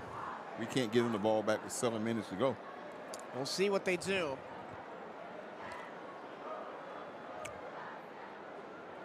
Once again, it's Ransom and Palmer in the backfield for the all-black clad Wildcats. Rattlers in all white. Wildcats with the gold helmets. 7:12 to go. First half, Cats down by 10, 17-7. Offsides, FAMU on the kickoff. They're going to re-kick it. And that could be a blessing or a curse. That was they waited so long to call that, Daryl. Both offense and defense were on the field ready to go. I never saw the flag. I didn't see the flag, and now the kicking team and the kick return coverage has got to come back out and do it all again. And when you feel that football on the numbers, just hit the sideline. It's like a blocker there. There's nobody can get you from the sideline. They got to come from the left side to get you. So now Gillis will kick off again back at the 30-yard line. They'll probably kick away from Dees again, who's at the far side hash mark at the 20. Reese is at the near side hash mark. FAMU is kicking left to right. They'll now spread out everybody on the line, FAMU. They had been all bunched behind Gillis on the first two kickoffs. They're going to go to that side. They're going to go to Dees side this time. Now from the 30, the second chance at this punt after the offsides. They go back to Reese's side. It is going to be fielded by the up man at the 25-yard line, 30, 35, 40, midfield near side at the 40-yard line, finally pushed out of bounds. It's Dees. They swapped him late. Yeah. No, Dees went and got in front of him. He just jumped in front of him and caught the football. Well, you know Dees is once that record. He's one kickoff return shy off the NCAA record. And you were talking to him pregame, and you said, go get one. He said, yes, sir. Yeah. And he was close, man. And I think that's the way he's got to do it. You got to set Dees up in the middle, so wherever they kick it to, he's got to go get it. Good field position for the Cats at the, 35, 30, 33, 4? 34-yard line. Now they're backing us up. Oh, they're backing us up. Why? They're going to spot the ball at the 39-yard line. Coach Woody is incensed at the near side line judge because they spotted us at the 33, then backed us all the way up to the 39. 2 by 2, the receivers in twins formation, tight to the line, tight to the offensive line. It's once again Ransom and Palmer in the backfield. Ransom, bad snap, he corrals it. He's going to try to take off. He's going to bounce outside of the 40, and he's going to throw the ball away. Nowhere to go with the football. Good move to get the ball out of his hands. And that's what he's got to do more of. You can't take sacks. 6:58 to go first half. And the play clock, you can't see the play clock. It's on 0. It didn't reset. No. Neither one of them. I can't even see the play clock from where I'm standing. It's right up under the FAMU's tunnel where FAMU comes out. All right, 2nd and 10 from the FAMU 39. This time they'll run it. Palmer bounces right, has a lane, spins through, and is chopped down near the 30. They'll get to the 32, bring up 3rd down and 3. Good move that time. He could have kept his feet. He'd have still been running. This 4-down territory. Yeah, got to be 4-down territory. I'd rather pick it up here, though. Wildcats on 3rd downs this season have been abysmal, just 28.3%. 3rd and 3 from the 32. Palmer looks for a lane, drags defenders. Got it. 1st down at the 28. Nice job by Palmer to lower his shoulder into Cameron Donald, the nose tackle, and just drive him backwards a couple yards. A couple of plays off the script that we're running right now. 3 receivers all to the right. They'll run to Palmer off the draw. He's going to power his way through a bunch of white-clad bodies and get about 5 up to the 24. Being patient that time. He got the football and picked the hole and just bounced through it. They got Nance all the way near the sideline here. And actually, they're going to bunch everybody all the way to the near sideline, 1 to the far sideline. On 2nd and 5. And whistles on a stoppage of play. FAMU called timeout.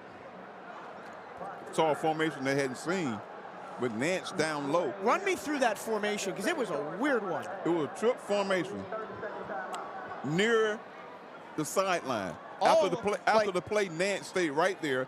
2 receivers came out next to Nance. There was only 1 defensive back over there. They were trying to realign themselves, so Coach Cozy called the timeout. And I'll tell you, when you say near the sideline, right near Thomas Nance was almost touching the sideline with his left foot.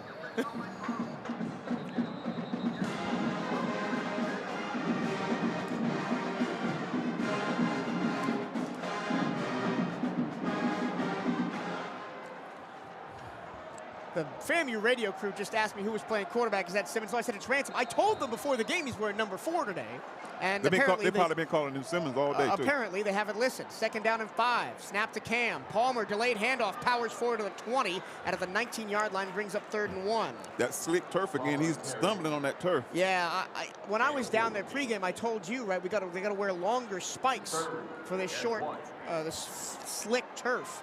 3rd and 1 from the 19-yard line. Wildcats in that dreaded red zone again. Cam, handoff, Palmer, up the middle and more to the 10-5, touchdown Bethune-Cookman. Touchdown the Rooney goal. Dennis Palmer, untouched, 19 yards. Good way to answer for the Cats. A 60-yard drive. 6 plays. I'm guessing. 6 plays, 60-yard drive. Cats back on the board. And what did they do? They went back to the script. And it's that delayed handoff to Palmer, and the middle lineman bite by thinking like it's a pass, and then they hand it off, and there goes Palmer up the middle. So the Wildcats are right back in it again. Cade Hector on for the extra point. Snap, hold, kick. Good. Bingo. And with 5 minutes and 15 seconds to go in the first half, we got ourselves a 3-point ball game. Now, Rattlers 17, Bethune-Cookman 14. Watching the Cats all season long, once we score like that, the defense comes back kind of jacked up. Let's see if the defense can stop FAMU on this next possession. Usually guessing 6 plays, 60 yards. Let's take you through the official drive summary as soon as it refreshes on my stat sheet. 5 plays. Well, no, because we had great field position. Right. We started at the 39. Because of the kickoff. 6 plays, 39 yards. You were right on the number of plays. 149 and a touchdown. It's the second rushing touchdown. No, sorry. Third rushing touchdown of the career of Dennis Palmer. For the young fella, yeah. He's growing up. Oh, my goodness. He's growing up here this afternoon. Remember back to the Alabama State game? We were down, and then this freshman, unknown to us, not even on our 2-deep, comes in, and he starts, and he got us almost single-handedly back in that game. And I thought, oh man, this kid's gonna be special, and he's just proven it over and over and over again. I mean, remember the game against Mississippi Valley. Here we go. Big return by FAMU to the 30-yard line, and the Wildcats do a good job to corral it after Lawrence reversed field. But remember, Dennis Palmer in the Mississippi Valley game, I think I took the stat off of my spotting chart, but he had more yards than any freshman in BCU for over 20 years in a game. Since Isidore Jackson. Isidore Jackson is the all-time leading rusher for Bethune-Cookman University, and he did something that Isidore had done 20 years ago. So that's just the kind of talent level we're talking about here for this young man, Dennis Palmer. The surfer from Jensen Beach. Now the Wildcats got to play defense. FAMU at their own 30-yard line. They're going to go up top, right here at the low. Trips formation to the left-hand side. Delayed handoff up the middle for Dean, and he'll get 4 up to the 34. Number 9 on the carry. Corbett was in there on the stop, along with Adrian Hall. I want to see Adrian Hall have a big game. He hasn't really done much so far today. Well, he's coming off a little nagging injury. He played well at Southern. I was going to say, who hasn't, though, at this point in the season? Everybody's injured. to the near side. 1 receiver left, 2 to the right. Nobody's covering the slot guy again. It's Gassett. Snap to Richardson. He's got pressured. He's going to go sacked to the 30-yard line. What a rush. Dallas Corbett. Oh, my goodness. That was unbelievable. He was back in the backfield before you could say bingo. Dallas Corbett, you know, he knows Orlando very well. He went to UCF. In the last part of the season, he's emerged. He's a monster out of Columbia, South Carolina. And it's shocking me that he never really saw the field at UCF. He's built like a monster. 3rd and 10 after the sack. Big play here, D. 3 receivers in the pattern. Richardson, the shotgun snap. He'll roll left, hand the ball off to Dean, who's got all the room in the world, but great job by Volmar, who came up and made the stop at the 35-yard line. 4th down. Cat's defense stood tall. Antoine Watts made the tackle. Cat defense stood tall. I told you, after a touchdown, they come out pretty jacked up, and they sacked on the quarterback, put FAMU behind the sticks. Now, Cat's now with the momentum. I will give them credit. I love that play call. Roll the quarterback to the right, handoff back to the left, and nobody's there. But, man, the Wildcats had that safety spy with Antoine Watts spying the running back, and they're going to force a Gunnar Trout punt, excuse me. We've seen that play so many times, and we played it well. Punting from his own 25. That's a bullet punt, caught at the 25 by Huggins, fair catch. And the Wildcats will have the ball back again with 3 minutes and 10 seconds to go in the first half, a chance to tie or take the lead. I'm going to pull back the curtain a little bit on our broadcast here. I told Larry, our producer, during the last time out after FAMU scored that touchdown, man, I think it's over. I think we're going to fold. Man, they have proven me wrong. Nobody was listening but Larry. He was the only one listening. I was shaking my head no the whole time. I was like, come on, guy. Listen, I mean, I can be a bit of a doom and gloom guy. You know me. Yeah, but spent a good enough but time I know we play Jekyll and Hyde football. We're back on the Hyde side. Don't make me start singing show tunes. I will do it. 1st and 10 for the Cats from their own 25. Palmer looking for a lane, won't find one. He'll only get 2, maybe 3. Okay. So Javino going to the well one time too many because the tight end, we haven't seen the tight end. I want to see him that play action tight end post. Right. That was the play they were going for on the touchdown pass. He was wide open in the end zone, but the pass was tipped and intercepted. They'll run Palmer again. Ooh, jump cut in the backfield. Almost got him free, but he's tackled for no gain at the 29. And it's going to be 3rd down and 7. His helmet came off. And his helmet came off. Well, they got to throw the ball anyway. It's 3rd and 10. Comes from 6. Or 3rd and 7. I don't know. I say Reese. that, and then they ran a draw on 3rd and 10. Well, Reese is in the game. It's the perfect time to throw the wheel route to Reese. Yep. Nance is in there at tight end. Also Velez. 2 receivers left, single right. 3rd and 7 for the Wildcats in their own 29. Trying to avoid going 3 and out. Play action. They throw the throwback screen. Velez trying to cut up field to the 30. He's close to the 1st down. He is 1 yard short. No, he didn't. No, they marked him at the third. They marked him at the 35. They needed the 36 he was for down, a 1st down. Go for it, man. Oh, man, they're going to go for it. Offense stays on the field. Their coach is all on the field. What is he doing? 4th and 1. Wildcats looking to snap it quickly. Hard count from Cam. Wildcats still have 2 timeouts left, and they're going to get the 2-minute warning here. We do. Good call. Nobody was paying it. Well, I guess they were trying to maybe draw him off sides before the 2-minute warning. I don't think they'll be out in. I think you go for it here. We were going for it the last time down here. I think you go for it here. You got to go for it. You got momentum on offense. You got to go for it here. Well, it's 4th and 1 for the Wildcats. Down 3, 2-minute warning here in the first half when we come back. This is Bethune-Cookman Football on the CatEye Network and 1380 WELE.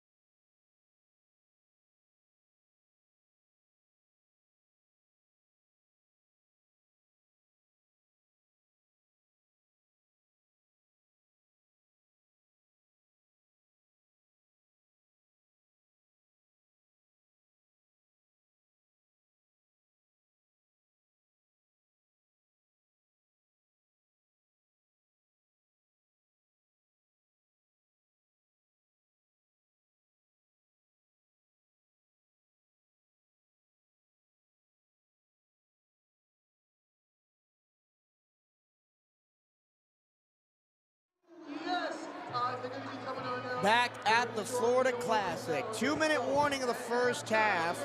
It's the Wildcats 14, the Rattlers 17. The Wildcats have 4th and 1 from their own 29. They were set up to go for it before the warning. Nobody in the concession stand right now. 2 minutes before halftime. Everybody's coming into the stadium now. Yep. Keep it tuned here at halftime. You will hear the performances from both bands. Here we go. Wildcats offense on the field. Big call here by Coach Woody. It's pistol formation. There he goes right there. I see him.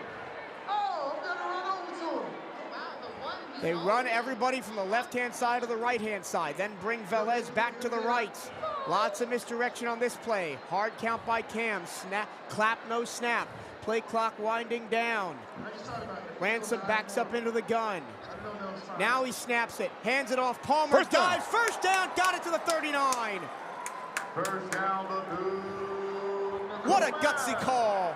Gutsy call. We were going to run it. We were going to go for it the last time down on 4th down.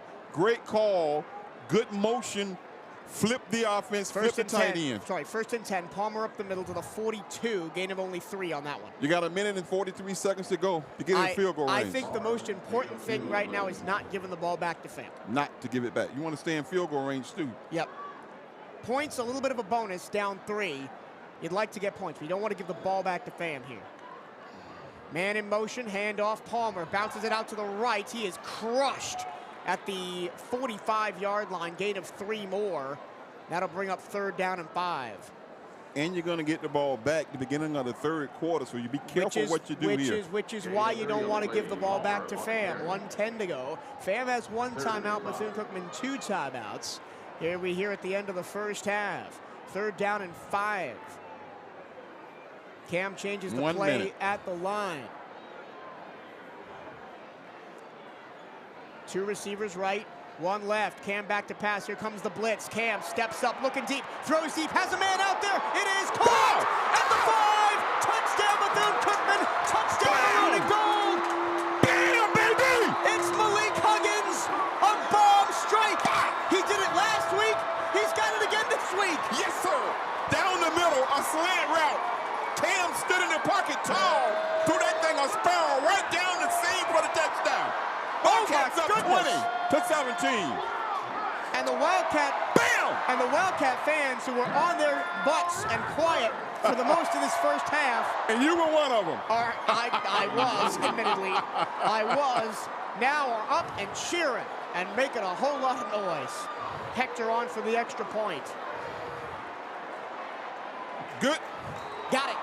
21-17. What a fight back from the Cats. That was Huggins on the slant route down the middle. He caught that ball right on the hash mark and high-stepped it into the end zone. Woo, baby. Malik Huggins has 2 touchdowns so far today. He's got a kick return touchdown, and he's got a receiving touchdown. His 3rd of the year. Well, Darrell, he had a 62-yard receiving touchdown last week that I thought maybe what might have been his best play of the season. Now that's his best play of the season. That was the best play of the season. And I think Cam really comfortable now after that throw because they had a rush on. He just stepped up in the pocket and just unleashed that thing. 74-yard touchdown pass. Wow. He beat it from last week by 12 yards. You don't want to give him no kind of return here either. Yeah, 42 seconds left. Fam still has 1 timeout. You don't want to give him a way back in. Wildcats up by 4, 21-17. Squib kick. High bouncing ball, fielded at the 25, up to the 30 and tripped up right there. Great tackle by the up man for the Wildcats, trying to catch a number. It is 27. I don't have a 27. Let me look at the flip chart real quick because I want to give credit to this tackler. Matthew McKenzie, backup corner. McKenzie, young kid, getting an opportunity for the Cats. That was a great tackle. All right. Freshman from Palm Beach. First and 10 for Fam, down 4, There's 21-17. nobody on the slot. Nobody on the slot. Again, nobody on the slot. It's been happening 3 or 4 times. Ball near hash at the 30-yard line. Go over there, move over. Fam going left to right. 39 seconds and a timeout left in the first half. They'll run the ball with Bo. He's in the middle, and he got 1, if that. Nowhere to go. Great job by the Wildcats' interior defensive line. Patu on the stop along with Washington. Looks like FAMU is conceding the half, letting the clock run. No timeout. They do not have to snap the ball again. Remember, the Wildcats They're walking get the off ball. the field. The Wildcats will get the ball at the start of the second half. And the receivers are really mad. They're taking the chin straps off. It could be a trick play. Look out now. There could be a trick play here. Well, no, because the referees are around the ball. So the right tackle, Ashton Grable, is going after one of the referees. But the Cats are on top. They come back big time in the second quarter. The Wildcats score 14 unanswered points. They take a 21-17 lead into the halftime break. We got a couple of minutes to fill here, Dill, before the band start playing. So I want to talk about it again because it feels like, oh man, the Wildcats are jumping, hands in the air, getting high fives from fans as they go down the tunnel. I want to talk about the script. It feels like we've beat it to death for the wrong reasons over and over again this season. Today, we get to talk about it for the right reasons. The script is the most important part of the game for the Cats because, like I said before, we come off a week of preparation. You practice those plays all week. You come in and you run them and you're successful. You go down 8 plays, 80 yards, and then you get a deflated ball, a deflated pass for interception, and the tight end was wide open for the touchdown. It could have been 28. Then you get off the script and you go back to your normal norm, but then you go back to it and you got the offensive line and the running back clicking, and then Cam stands in that pocket and drills it down the middle for the touchdown. We'll do our full statistical breakdown when we come back, but I want to get a couple of numbers. Ransom just 4 of 9 with 1 interception. I don't think that's right. Let me refresh the stats. No, Ransom just 4 of 9, 1 interception, 1 touchdown, 88 yards, 74 of them on that 1 touchdown pass to Malik Huggins. Huggins, 1 reception, 56-yard touchdown pass. Okay. So one reception, 56-yard touchdown pass for Huggins. Nance 1 for 21. Velez 1 for 6. Ross 1 for 5. But Palmer 16 carries, 88 yards and a touchdown for the freshman in the first half. Great play. Huggins is really emerging the last few weeks, and Jenkins has been the guy, but Huggins is playing special teams and receiver right now. Young kid, man, really stepping up for the Cats. All right, we'll take a break. Enjoy the bands. We'll be back at the end of the band show for the second half. It's Bethune-Cookman 21, Florida A&M 17. This is Bethune-Cookman University football on the CatEye Network and 1380 WELE. Bethune-Cookman, you will never be like us in a class all of our own. That's your wish, but you are not qualified. Orlando, your wait is over. 100 covers the whole field, and it's showtime.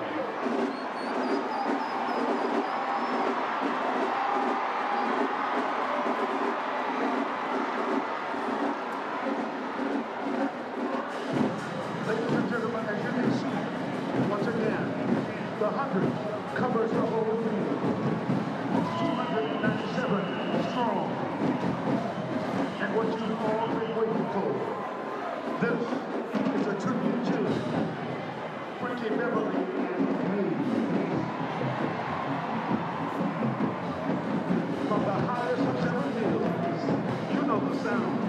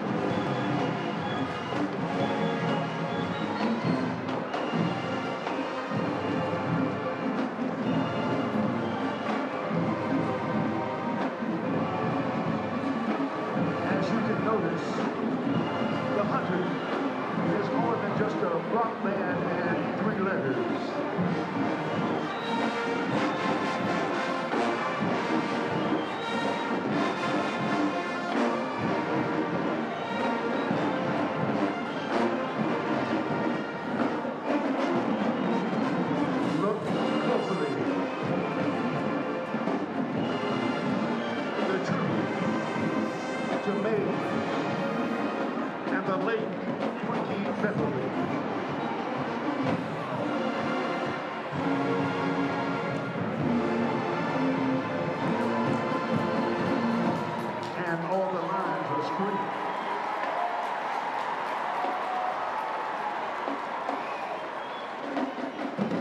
The consistency of 78 years, 1946 to 2024. The drum majors, piccolos, clarinets, saxophones, trumpets, French horns, trombone, baritone, tubas, percussions, the flagcorps, the 100, an institution since June 1 of 1946. From the pen of our Ranger Lindsey B. Sargent, please welcome our Director of Bands, Dr. Shelby Chiplin. Let's take it back to the year 1994. This was the #1 song, Tevin Campbell, Can We Talk?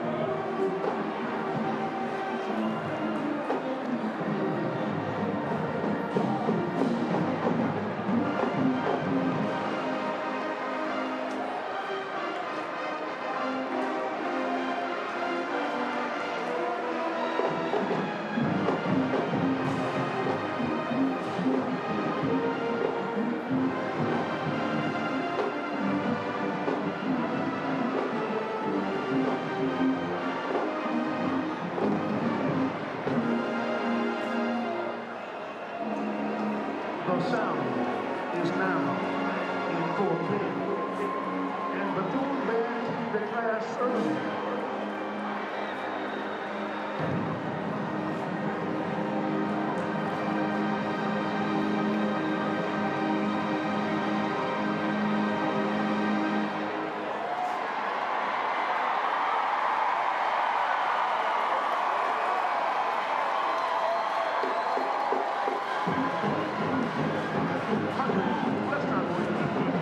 Show them now.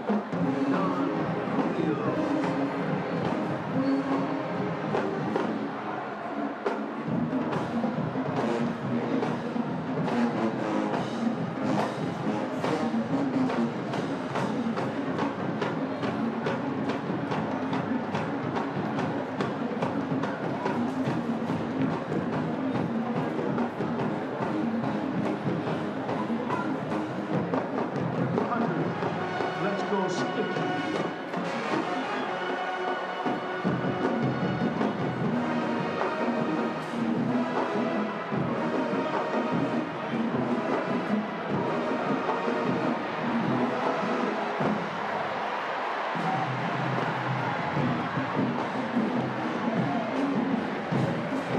It's time to pull the pop out.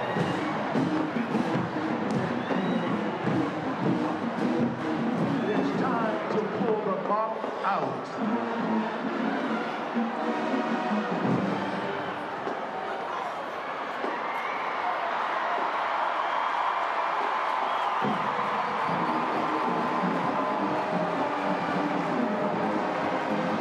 This concludes our performance.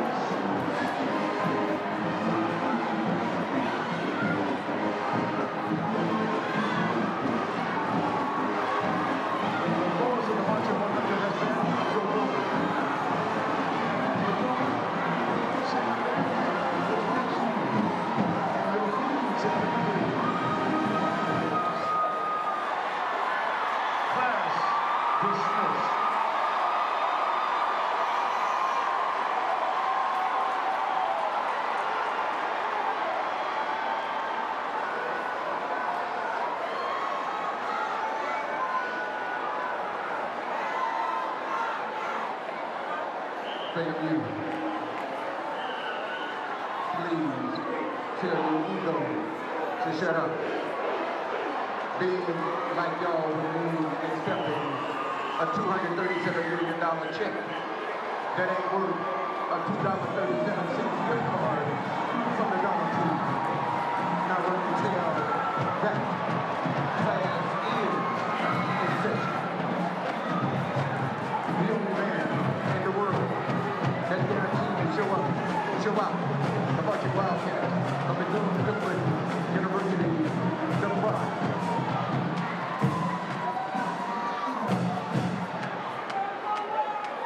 The fan can't tell me nothing. Kanye West.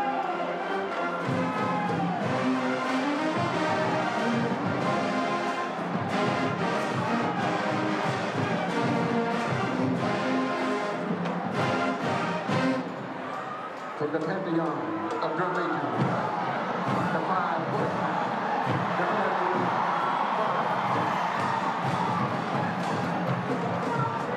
5.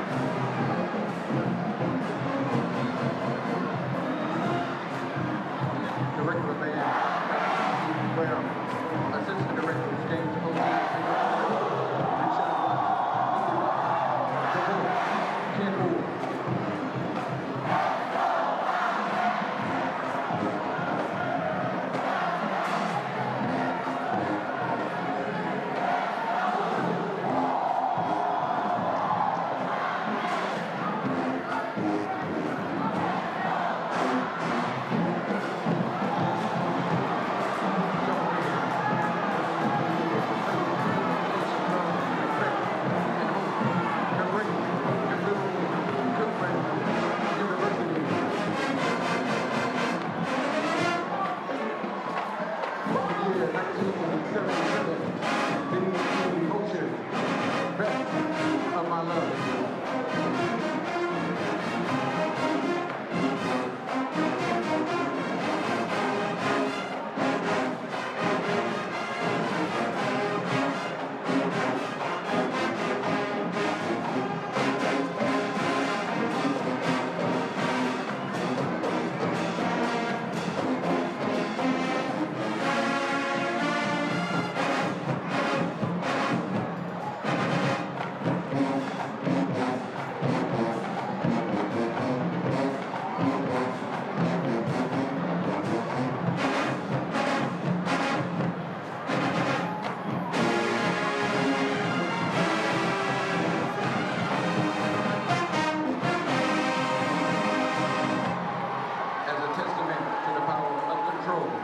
Control of what they say, control of what they do.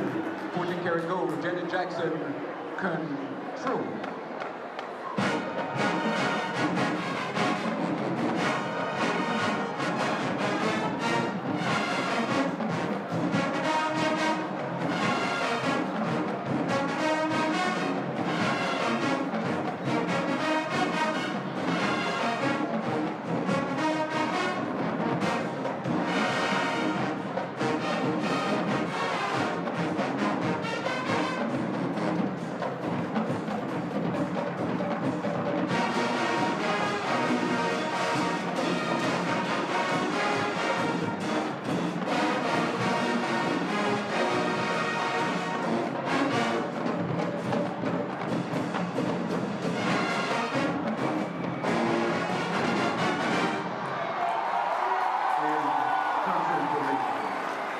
We feature our sophisticated flags to the tune of the 1991 ballad from Mint Condition, Bringing My Heart, Pretty Brown Eyes.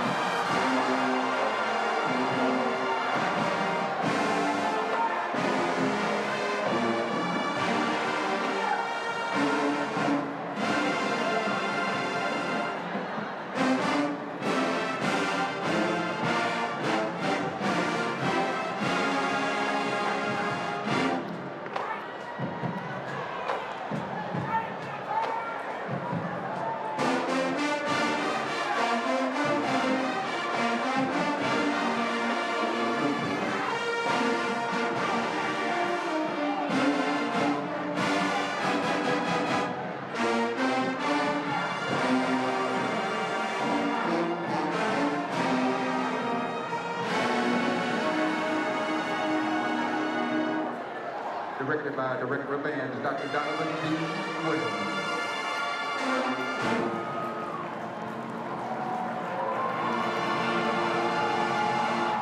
Untouchable.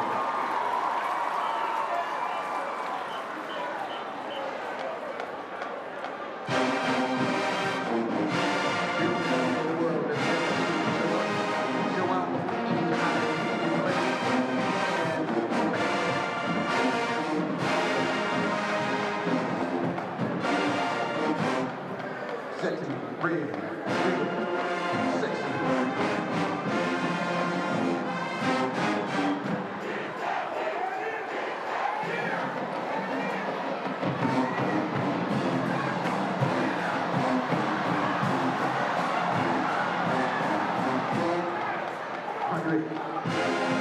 You only make it up because we made it sticky.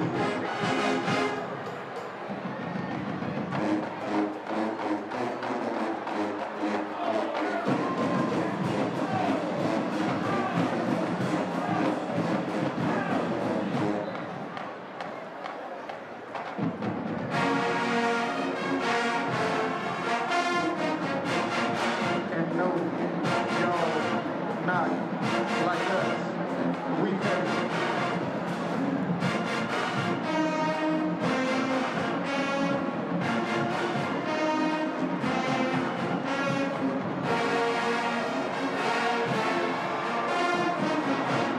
Remember last year?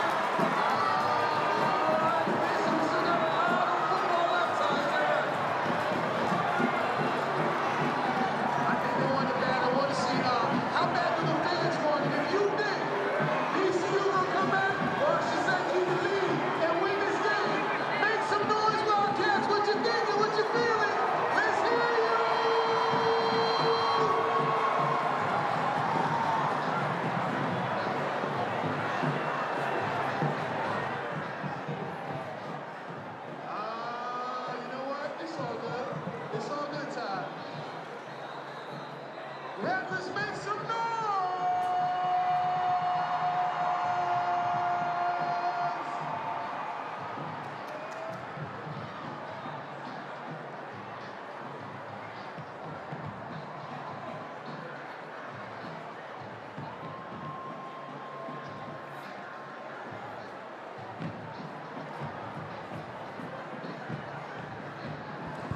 Well, we hope you enjoyed the bands. We are just about to go set back to action here at the Citrus Bowl. Bethune-Cookman leads 21-27 and is about to get the ball back to start the second half.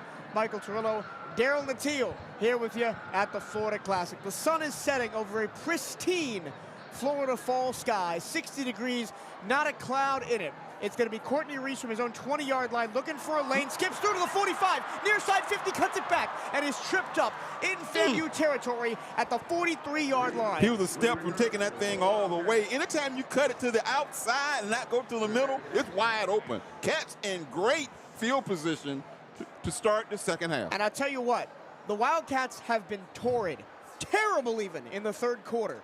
They have given up 107 points in third quarters and 114 points in third quarters and only scored 32 all year. We've been terrible out the break. We've got to change that right now if we want to compete in this game. We're up 21-17 in FAMU territory to start from the 45-yard line. Three receivers right for Cam. Handoff Palmer, delay, dive to the 41 4-yard pickup. Keep pounding that football. We're back on the script again. Yep. Keep pounding that football. You get 4 yards on 3 and 4 yards on first down. And remember, Cats moving. Remember, Palmer had 88 yards in the first half. Second down and 6 after the gain of 4 from the Rattler 41. Wildcats in the all-black with gold helmets. Palmer again. Oh. Big hole right side. Cuts it back to the middle 30. In traffic at the 20. And tripped up at the 16-yard line. That's a big first down, Bethune-Cookman. Just went over 100 yards for the afternoon, Palmer did, and looked like the Wildcats right now got all the momentum. Wildcats going quickly. Twins formation. Palmer up the middle. He's dragged back at the 11-yard line, making the 12 a 3-yard pickup. Touchdown will be huge right here for the Cats. Wildcats in go, go, go mode out of the break. They're already lined up again. And their top players is hurt coming off the field, too. Yeah. One of the Wildcats, one of the Rattlers just came off. James Ash, the defensive tackle. Handoff, Palmer tries to bounce it out wide to the right. He won't get anything. Back to the line of scrimmage. It'll be 3rd down and 6 at the 12-yard line. Good time to go back down to your tight end pass again, right down the middle. I want to see the same thing that got batted in that first quarter. I want to see that play action tight end read. As Palmer comes out, it'll be Courtney Reese. That's Reese. No, it's Reese. Here we go. 3rd down and 6 from the 12-yard line. Wildcats trying to make an early statement here in this 3rd quarter. Cam changes the play at the line, looks to the sideline, now communicates with his offensive front. Got to get the play off here. There's 2 no play receivers clock. each side. Cam does take the snap. Here comes the blitz. Cam looks, throws the fade to the back of the end zone, out of bounds. He overthrew. Flag on the play. They're going to call there a pick. is a flag. They're going to call a pick on us, probably. A pick play.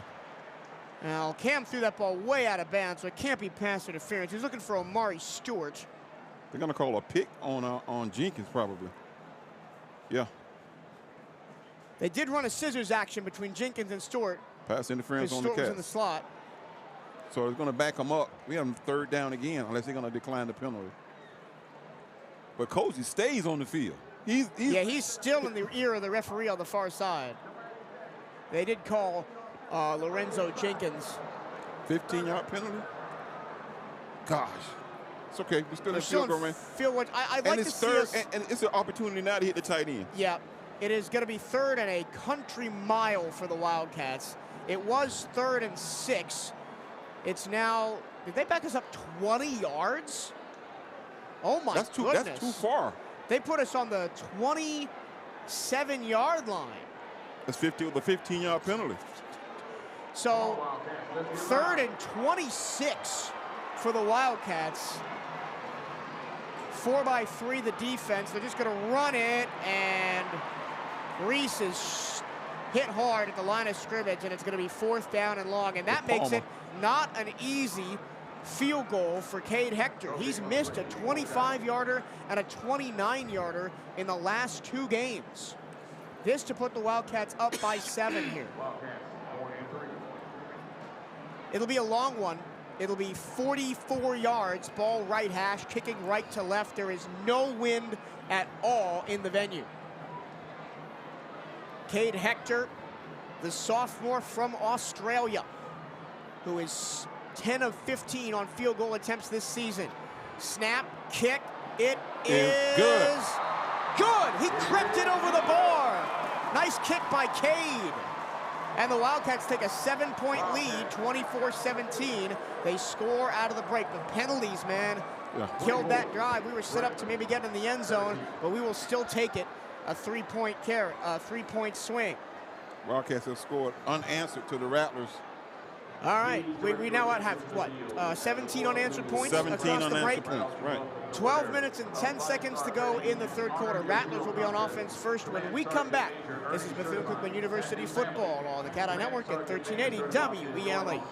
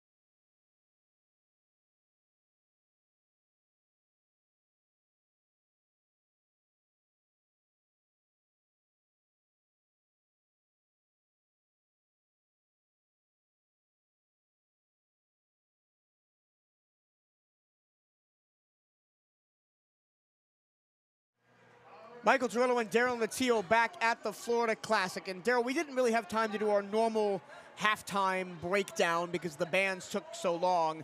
I want to open the floor to you to talk about your favorite statistical things that you saw. Right now, my favorite statistical play right here is FAMU came in 7th in the conference, giving up 120.6 yards rushing a game. Palmer has 21 carries for 121 yards for the Wildcats. He's already surpassed what FAMU gives up a game. And we got to keep feeding him. He's been the majority of our offense, with Ransom only 4 for 9 for 88 yards. But one of those, that 59-yard touchdown pass.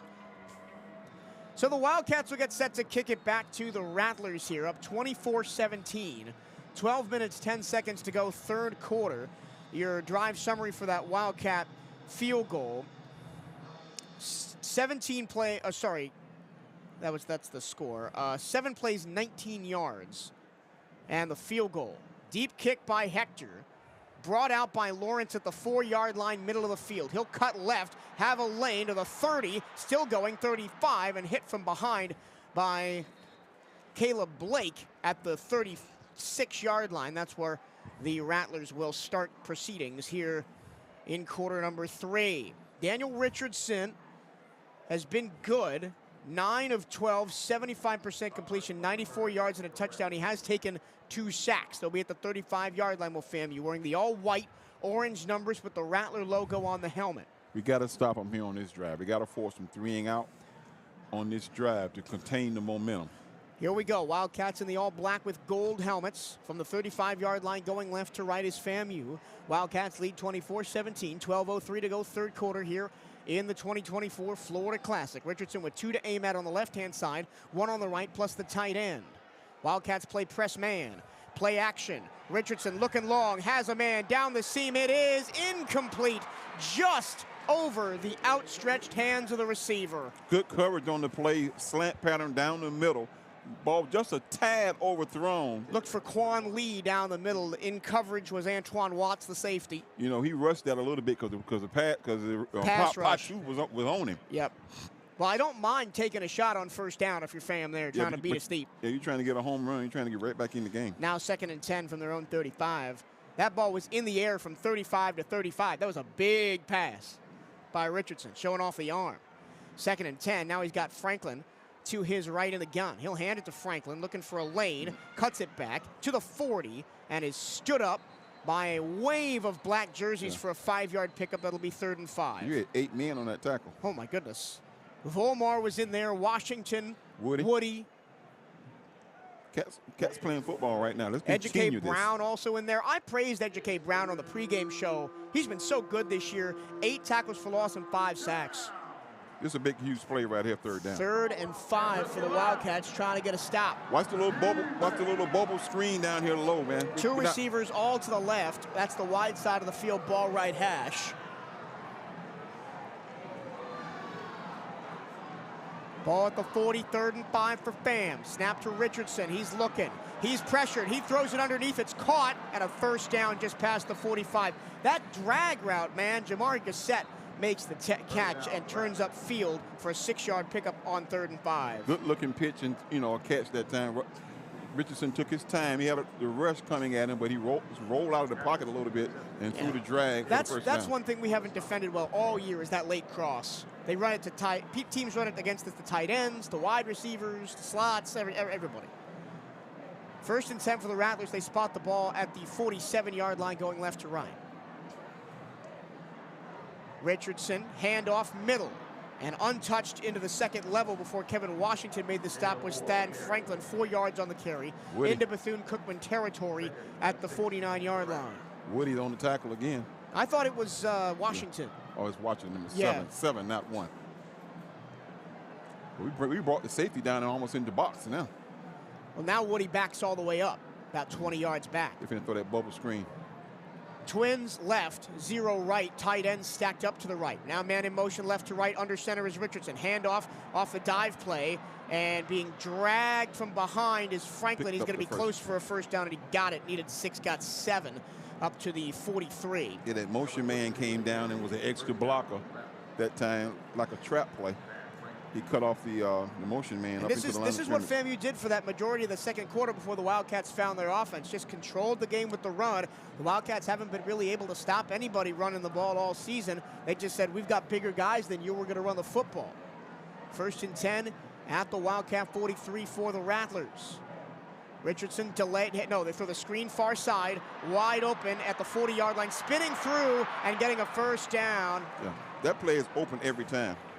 Didn't catch a receiver number. Because we're playing too far off It's the slot guy. It's Goldie Lawrence, the freshman out of Sanford. We're playing too far off of the slot man, and the receiver's making the block. 1st and 10 for the Rattlers. This drive has been pretty impressive from their own 30 all the way to the Wildcat 32, and taking only 3 minutes off the clock while doing so. 8:54 to go in the third quarter. Wildcats up 24-17. 2 right, single left.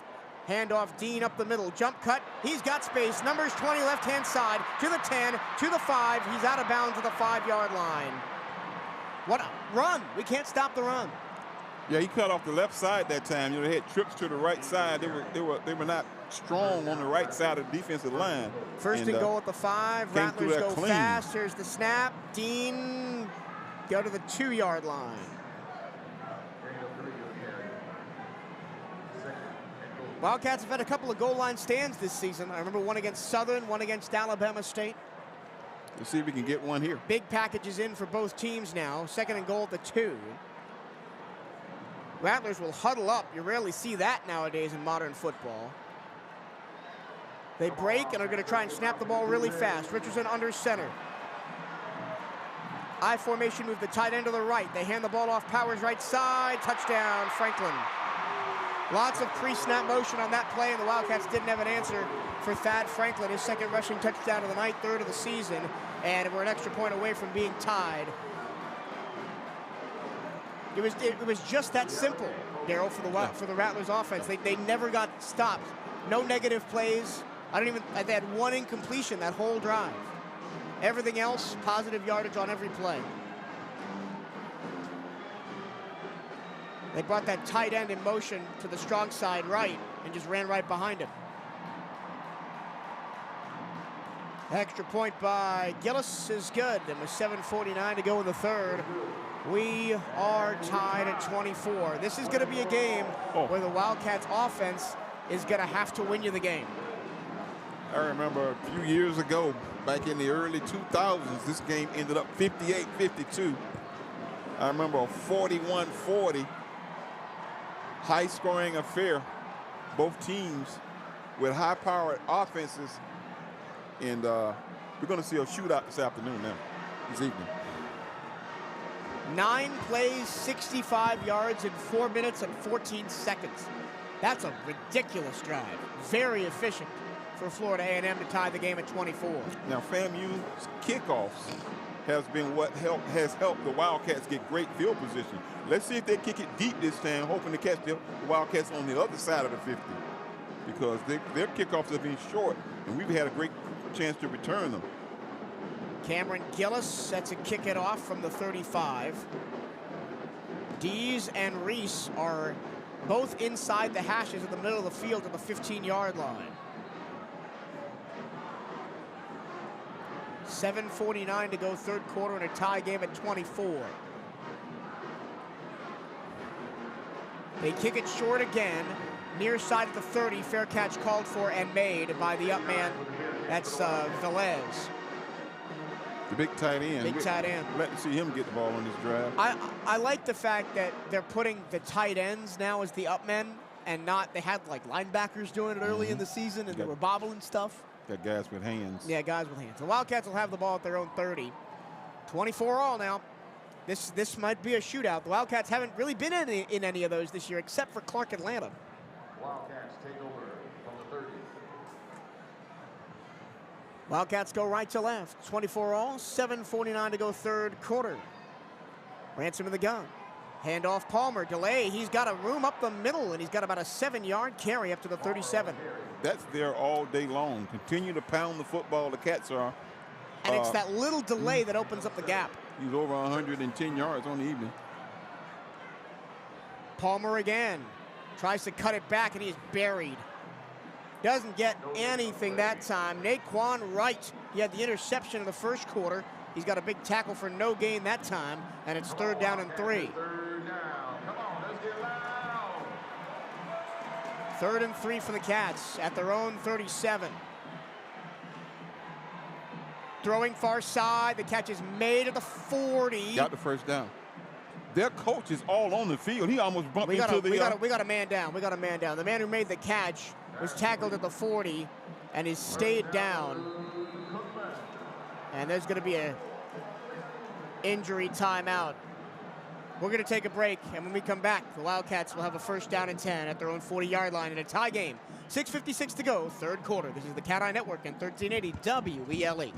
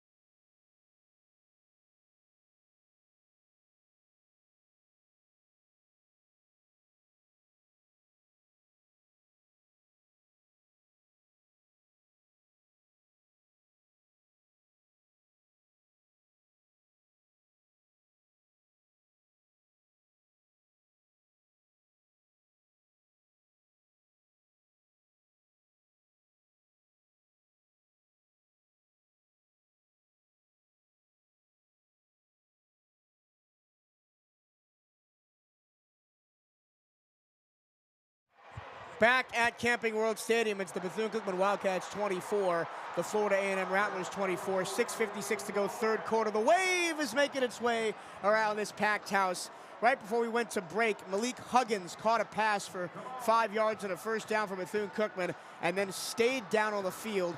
He was able to get up and run off the field under his own power. He is currently in the tent, so we hope that Malik is all right. He's got 2 touchdowns tonight, a punt return and a 59-yard catch down the middle. We're going to see Kobe Stewart, number 80, possibly take his spot.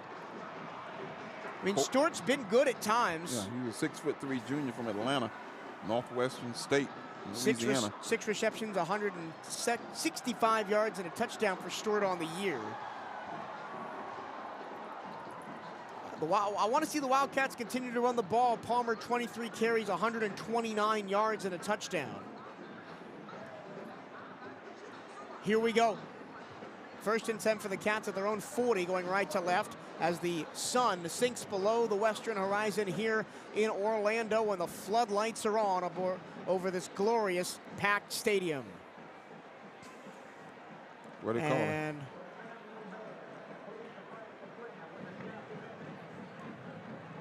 Reset the... Oh, they're resetting the game clock. The game clock was wrong. Oh, okay. So it'll be 6:48. Wildcats have 1st and 10, 2-by-2 the receivers. Cam hands Palmer. He had a lane. Oh, he's still going. He broke a tackle and got 6. I thought he was going to be stopped for no gain there, and he kept the legs churning. Kid's running hard this afternoon, man.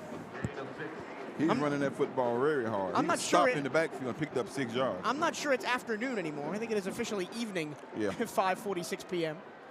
Well, it's still late afternoon. We just no sun. 6-yard pickup, 2nd and 4 at the 46 for the Cats. Palmer, dropped the ball. Cam falls back on it, back at the original line of scrimmage at the 41-yard line. Oh, my goodness, and now it's 3rd and 9. Well, Cam saw the guy biting down, was trying to pull the ball out. 3rd down. Wow. Oh, boy. from 2nd and 4 to 3rd and 9 on a fumble. Comes D's. D's coming in. He'll be in the backfield. Palmer comes out. Wildcats are very slow at getting this play in. Again, I can't see the... There's no play clock. It's not even working. I can't see the play clock. Oh, yeah, it's not working. 3 receivers left. Ransom to throw. He looks that way. He's pressured. He is sacked. Back at the 31, a 10-yard loss. 3rd sack of the game for FAMU, and that one is a drive killer, and the Wildcats will punt it away. When we get backed up in 3rd and long, man, the defense just pins their ears back and comes at us. And there's not much we can do about it. We need a good kick from Frederic and some great defense, because FAMU has some momentum now on O. Last time FAMU had the ball, they drove it a long way. 9 plays, 65 yards, and a touchdown. Frederic punting from his own 20.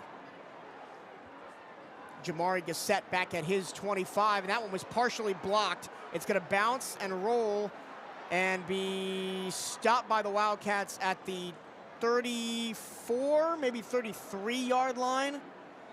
And Frederic didn't get a lot on that, and the special teams coordinator, DJ, is going to talk to Frederic on the sideline. So it'll be first down at the 33, excuse me, for Florida A&M. We'll keep it right here for the time being. I think FAMU's feeling good about themselves right now. Tie ball game, and they drove it last time. We couldn't do anything to stop them, so they're going to continue to pound the football and throw that little bubble screen and move it down the field. They're feeling good now. Come be a part of BCU Athletics and support the CatEye Network. If you or your business is interested in partnering us with us here on the CatEye Network, you can reach out to the Wildcats Athletic Communications Department at bcusportsinfo@cookman.edu. That's bcusportsinfo@cookman.edu. And your business could be on air with the Wildcats. There is no BC without you. Show your support for Bethune-Cookman Athletics by joining the Wildcat Champions Club today. Help us build a championship culture at Bethune-Cookman. You can donate and join at cookman.scalefunder.com. That's cookman.scalefunder.com. And Bethune-Cookman Athletics is proud to announce the Hail Maroon and Gold Collective, a groundbreaking partnership with Student Athlete NIL, a leading name, image, and likeness management platform. Through Hail Maroon and Gold, the most passionate Wildcat fans and businesses can engage with Bethune-Cookman University Athletics and its student athletes like never before, and ensure our winning ways continue at Bethune-Cookman University for years to come. And it's so important for community involvement, for alumni involvement, and now maybe more than any other point in college athletics history. Yeah, the NIL, man, it's a game changer, man. It definitely is a game changer. So Florida A&M will be on the ball. I mentioned that last drive for the Rattlers was a good one. 9 plays, 65 yards, and a touchdown. Currently 24-24 with 4:36 to go in the 3rd. The Wildcats led at the break 21-17. They've led at the break the last 3 weeks now. They've lost the last 2 games. Just because the 3rd quarter has been so torrid. I stared at the stat right as we came back from break. They've given up 114 points and only scored 32 in all 3rd quarters combined this season. Got to play D right here. We got to force a turnover and get this field position down on this end. So let's see what we can dial up on defense. I want to see us try to get more pressure on Richardson. We haven't really been blitzing that much, just only rushing 4, sometimes 5. If maybe a first down, you know, maybe just try and throw something at him, see if you can rattle him. No pun intended, obviously. All right, Florida A&M back out on the field now. 1st and 10 for the Rattlers from their own 33, going left to right.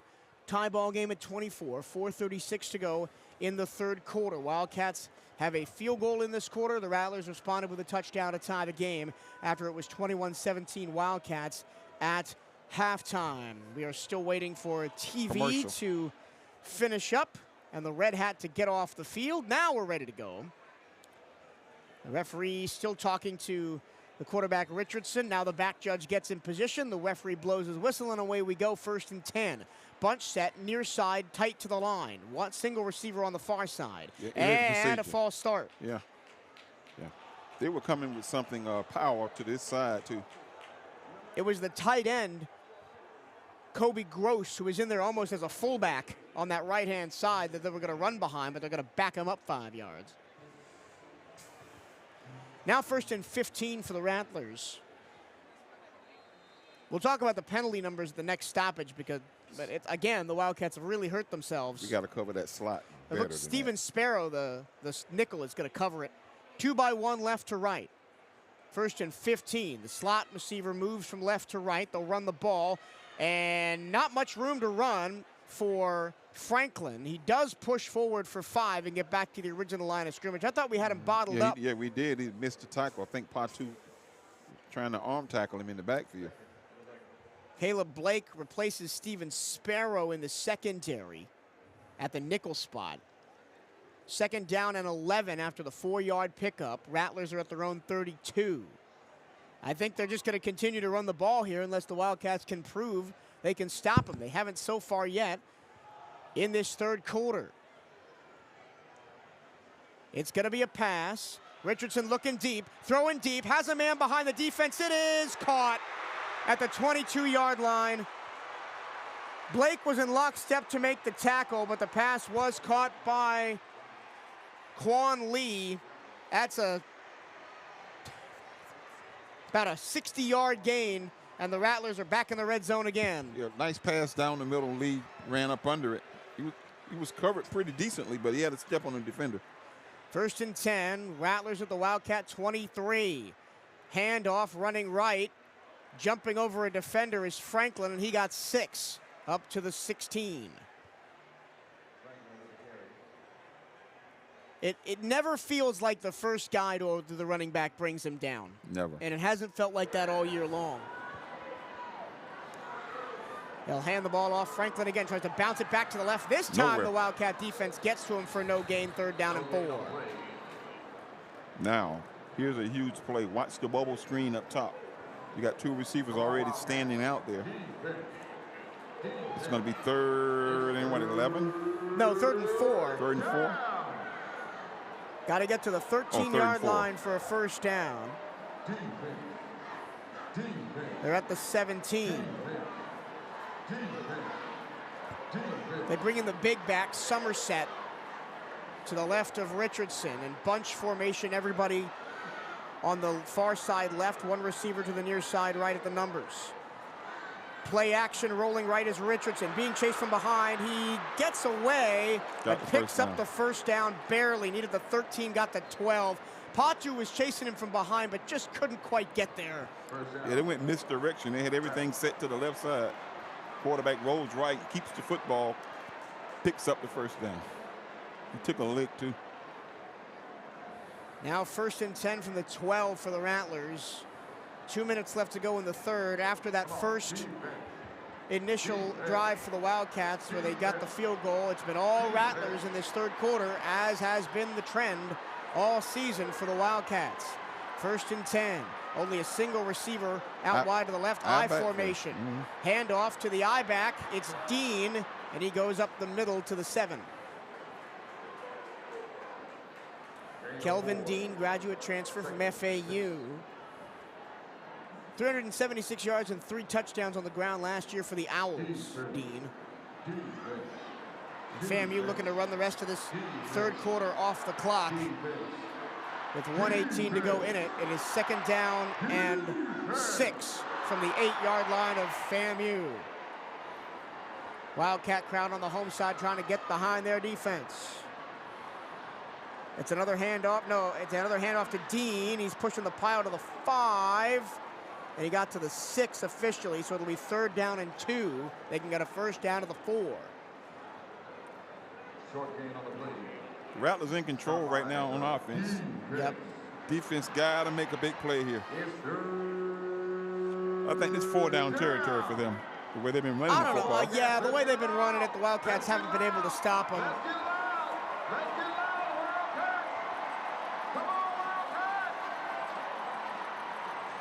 Here we go, 3rd and 2 from the 6. And get a 1st down inside the 4. Pop pass, they ran into each other. He's still on his feet though, goes back to the left, and it's gonna be a touchdown. Unbelievable. Flag on the play. Hold God, up. there hold is up. a flag. There's a flag. They tried the pop pass to Quan Lee, the running back, coming left to right. He ran into Franklin in the backfield. He stayed on his feet. He reversed back to the left and dove past the pylon for a touchdown, but there is a flag. That might be one of the wildest plays I've ever seen. Let's see what the call is going to be. Holding against on the offense. Holding against the Rattlers. I didn't see the initial play. I saw them collide. It was a jet sweep. Oh, okay, the jet sweep. Yeah. So now 3rd down. They're going to spot the ball at the 14-yard line, it looks like. They can get a first down at the 4, so it's 3rd and 10. Wildcats sprinting Stephen Sparrow off the field. Twins formation for the receivers. Gassett to the right. Richardson the snap. Richardson throws back corner of the end zone. He throws the fade. It is incomplete. Incomplete. He was looking for field goal. Gassett. And Naeem Lassiter, who had an interception last week off the bench, got the pass breakup that time in the back corner of the end zone. So now it'll be a chip shot field goal for Cameron Gillis, who's 14 of 17 on the season. Almost like an extra point for him. To try and give the Rattlers the lead with 9 seconds to go in the 3rd quarter. This will be from 31. Ball left hash. Snap, hold, kick. Good.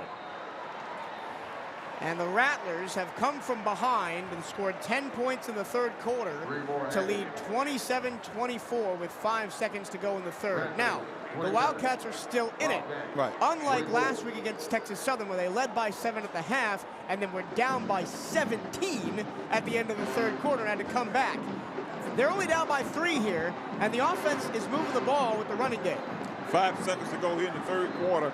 This is going to be a barn burner in the 4th quarter. This is going to be a great football game. The offense of BCU has to come out now and answer this scoring drive. The Wildcats offense got to stay on the field. That's the most important thing. You cannot go 3 and out, force your defense to get stop after stop after stop, because they haven't gotten stops all game long. Back to receive for the Wildcats. FAMU averaging 5.2 yards per carry, Bethune-Cookman 4.6. FAMU 186 yards on the ground, BCU 138. It's been a rushing contest. The only big plays for the Wildcats with a 52-yard touchdown pass, and here's the kickoff. It's short to the near side. Run it. Reese at the 25, looking for blocks at the 30. He has a lane, stumbling to the 40. That's where he'll be at the end of the 3rd quarter. Total yards. 4 to the end. 4 to the end. 4's up. Where's the, oh yeah, so total yards, 347 for the Rattlers on 53 plays, 230 for the Wildcats on 40 plays. The only stat that matters is it's Rattlers 27, Wildcats 24. We're going to the 4th quarter when we come back. This is Bethune-Cookman University Football on the CatEye Network at 1380 WELE.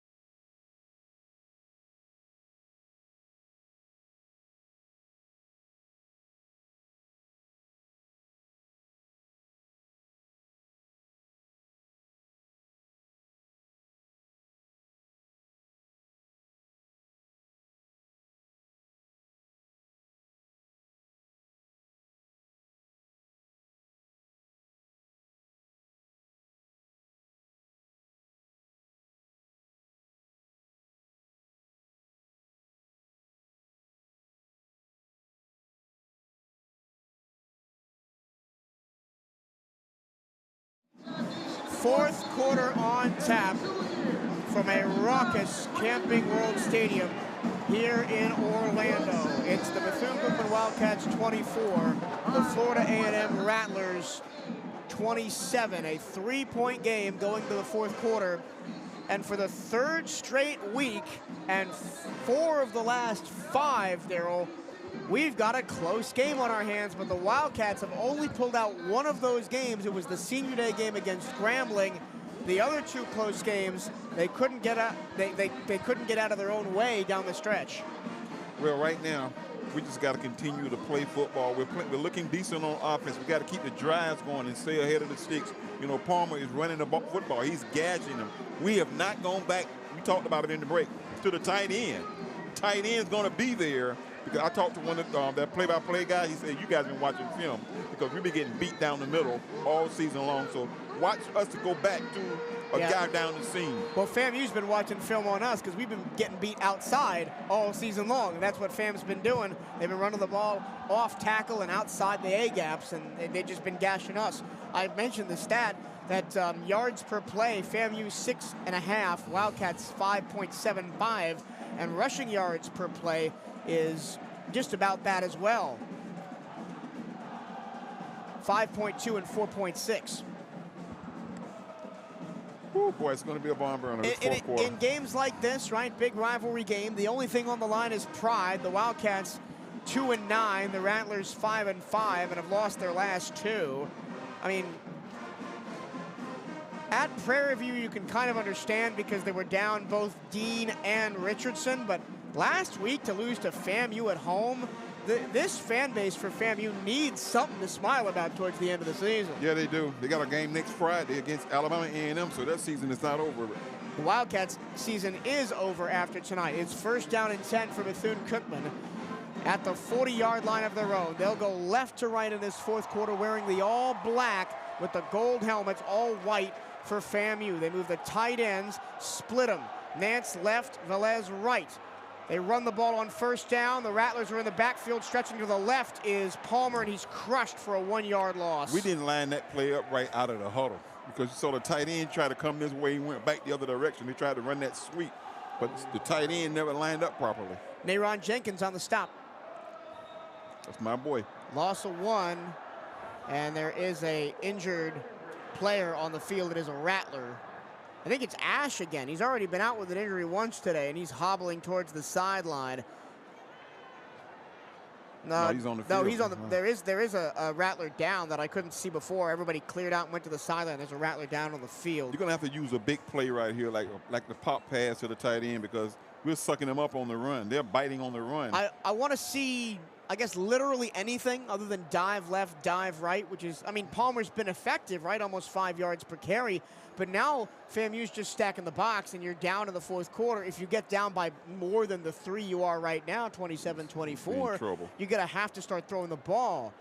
And I want us to go back to those concepts that have not only worked in the first quarter when we had that nice drive, but in the last part of the season, right? I want to see those quick curls by the wide receivers. I want to see the tight ends on the posts and up the middle. Give Cam Ransom a chance to make some easy throws so not everything has to be hero ball. That's why he got sacked at the end of the last drive at the end of the third quarter. Let's see if Jabino can hear you from there.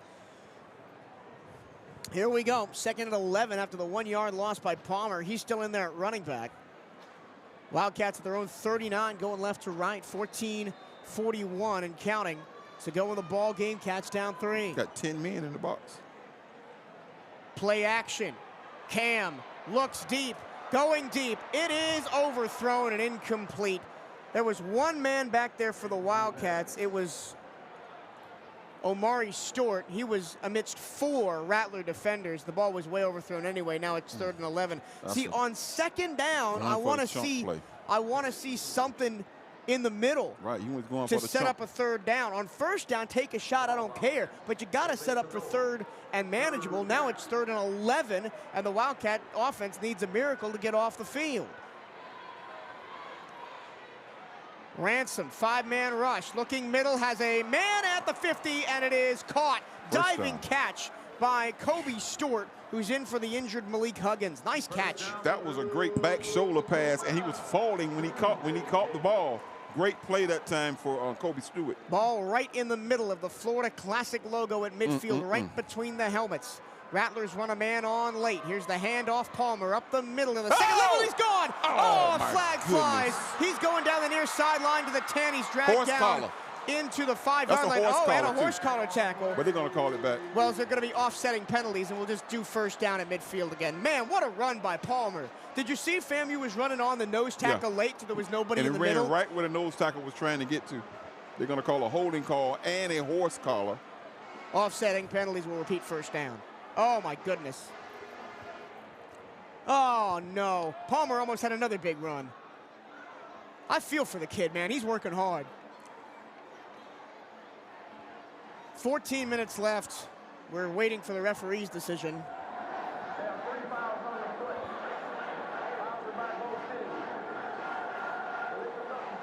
Legal substitution on them. On FAMU. Holding on us. Horse collar. Horse collar on them. So we do first down again. After all that, a 40-yard run by Palmer is negated by 3 penalties. That was a wild one, wasn't it? Hey, I think FAMU defensive front must be tiring a little bit. But that guy was trying to come on the field, too. Yeah, there was no nose tackle because he was running on late, and they actually had 12 men on the field. So it's 1st and 10 from midfield for the Wildcats.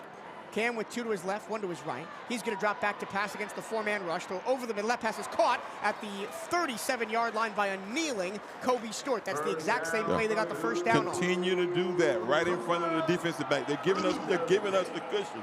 Continue to run those curl routes right in front of the DB. And it's just a deep 10-yard curl. First down Cats at the 37. Handoff. It's Reese.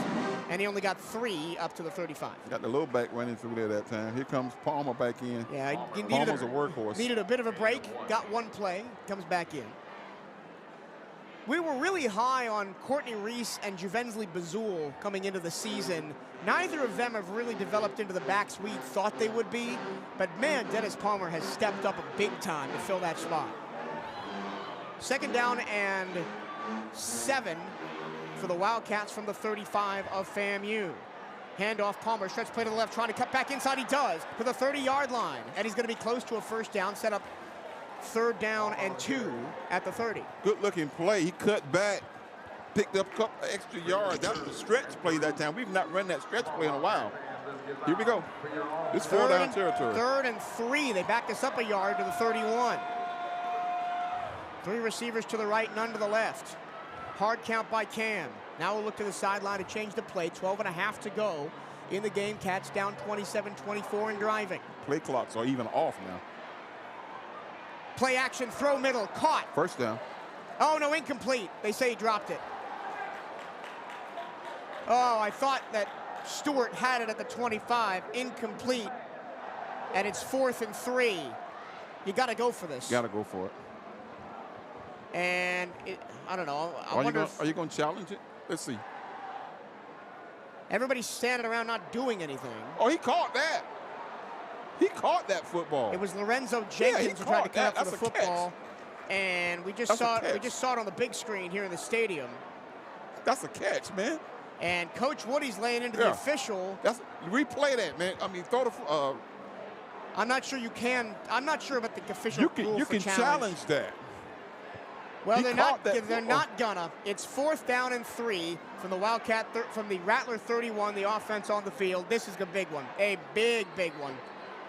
And a timeout is going to be called by Bethune-Cookman. He caught that football, man. Even though let's watch the replay again. So now, what do you draw up here?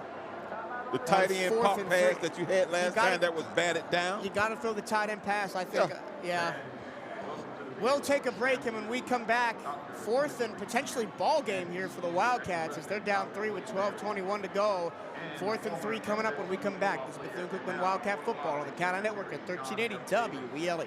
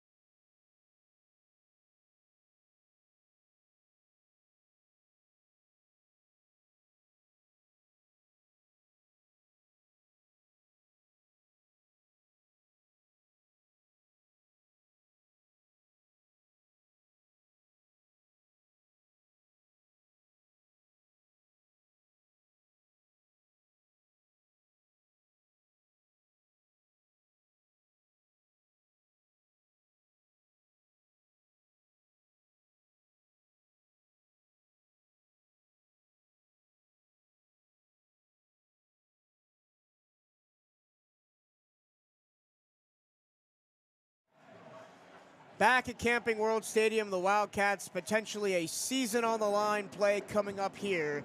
They have 4th down and 3 from the Rattler 31-yard line after a pass for a first down we thought was caught by Lorenzo Jenkins. Was ruled an incomplete pass. The Wildcats did not challenge it. And now we talked about the tight end pass, but barring that, what are you drawing up here on 4th down?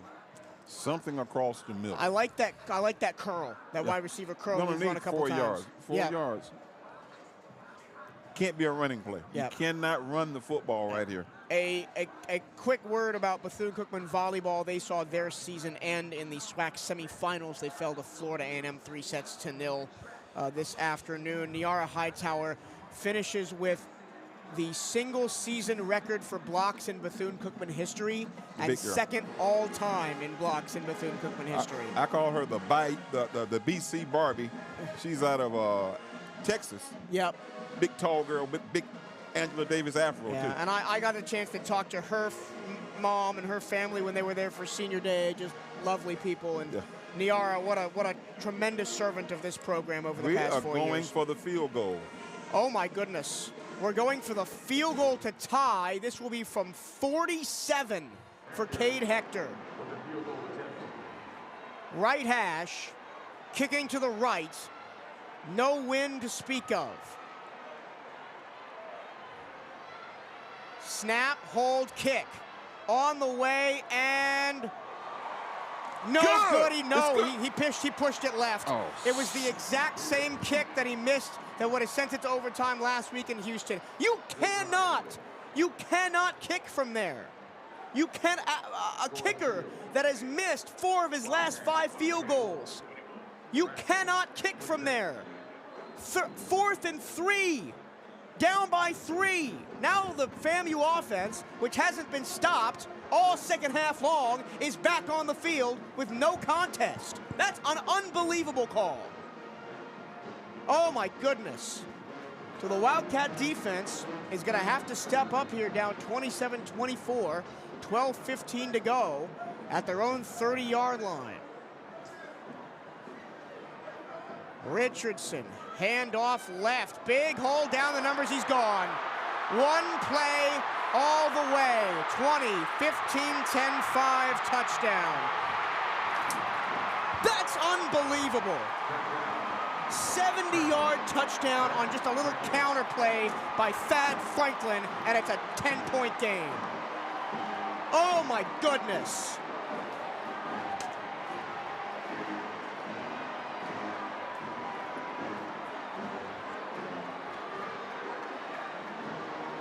I'm speechless, Daryl. Speechless.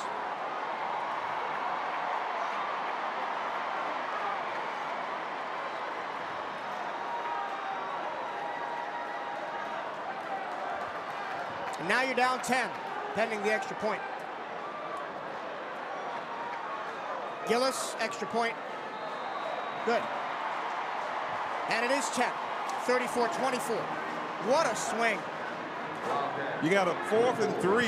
You go for the field goal out of the timeout. Goes wide left. FAMU first play off the right side, 70 yards, man. Folks here are stunned. I'm stunned. I don't have words. It's my job to have words, and I don't have any. I would have went for the tight end down the middle again. We're going to go for a commercial break. When we come back, maybe I'll have something to say. This is Bethune-Cookman Football on the CatEye Network.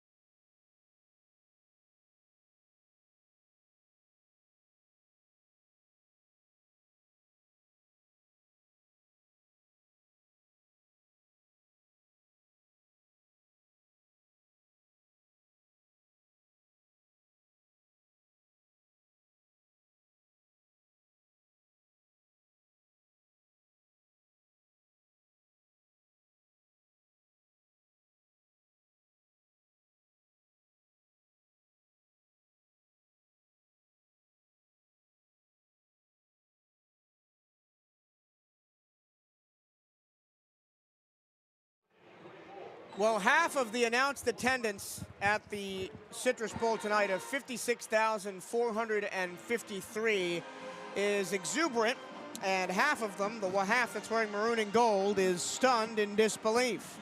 The Wildcats, facing a 4th down and 3 from the Rattler 30-yard line, decided to try a 47-yard field goal, which Cade Hector missed right to the left.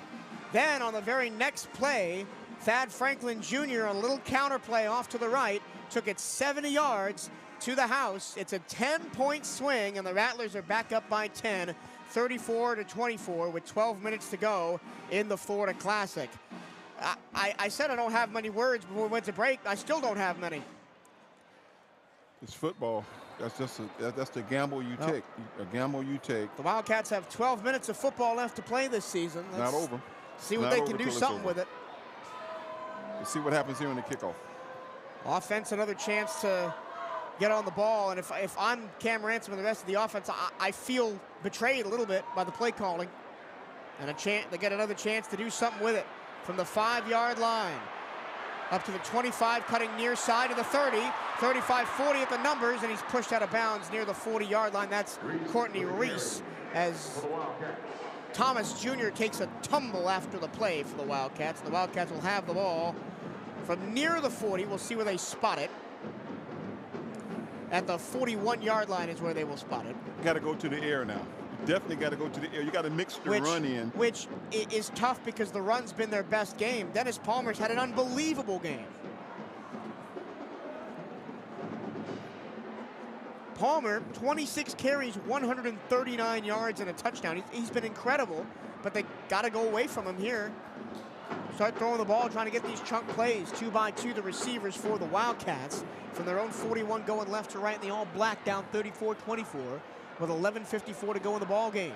They'll hand it off to Palmer on a draw. He's got a big hole, 50, tripped up at the 45-yard line of FAMU. That's a 15-yard pickup. They're spreading them out and still feeding Palmer. Palmer that time picked up 15 yards on the play. They spread them out with twin receivers to both sides, and he went up the middle for the first down. Well, they're in that same formation now.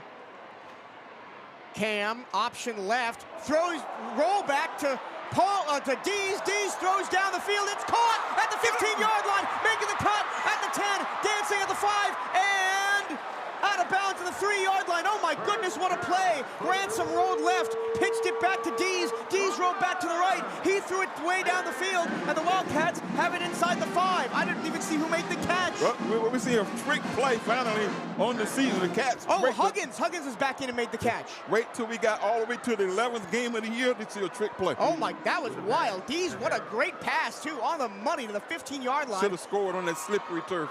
And Huggins slipped and was pushed out of bounds at the 9-yard line. And there's a bit of a delay trying to get the next play off. Trying to get the chains. Sideline interference on FAMU.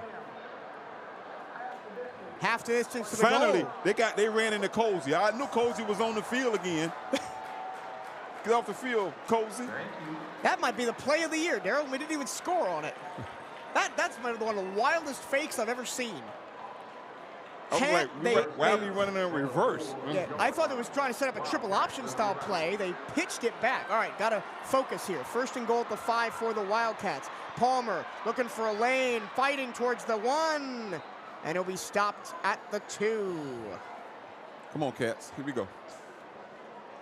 I think you got to feed Palmer at least one more time here. This game is getting more exciting every time, man. At the 2-yard line. Now we kick a field goal from here if we have to. Probably, but I'd prefer to get it in the end zone here. 2nd and goal from the 2. Man in motion, handoff Palmer. He's going up the middle, pushing a defender. Touchdown. Down at the 1. They called him short at the 1-yard line. Now this is 4-down territory here. I think you run it 2 more times. No. He got in. No, the near side line judge definitely called it down at the 1. No, they called a touchdown. They're still confirming. All 4 referees except the white hat are confirming at the goal line. Great job by Palmer. He was met at the 3 and continued to drive. Listen to the referee. No, we didn't get it. They marked him down at the 1. 3rd and 1 At the 1. Call a timeout. Call a timeout. We don't know if how far the play Yeah, clock I is. just saw the replay, and he definitely was short. So now they're going to run the offense back on. The offense had run off Call the a field. timeout, man. Timeout. Yeah. Use your timeout right here. They got 2 left to the Wildcats. Everybody's Use your standing timeout. around. Nobody knows what to do. Now everybody runs up to the line. The play clock is not working in the stadium. We don't know how much time's left on it. Everybody's mulling around in the end zone for the Rattlers. Now they get lined up from the 1-yard line. Palmer off tackle Touchdown. left. Flag in the end zone, though. Touchdown, but there is a flag. Let's see what they call. The back judge threw it Delay. from the back of the end They're going zone. to call a delay. Watch.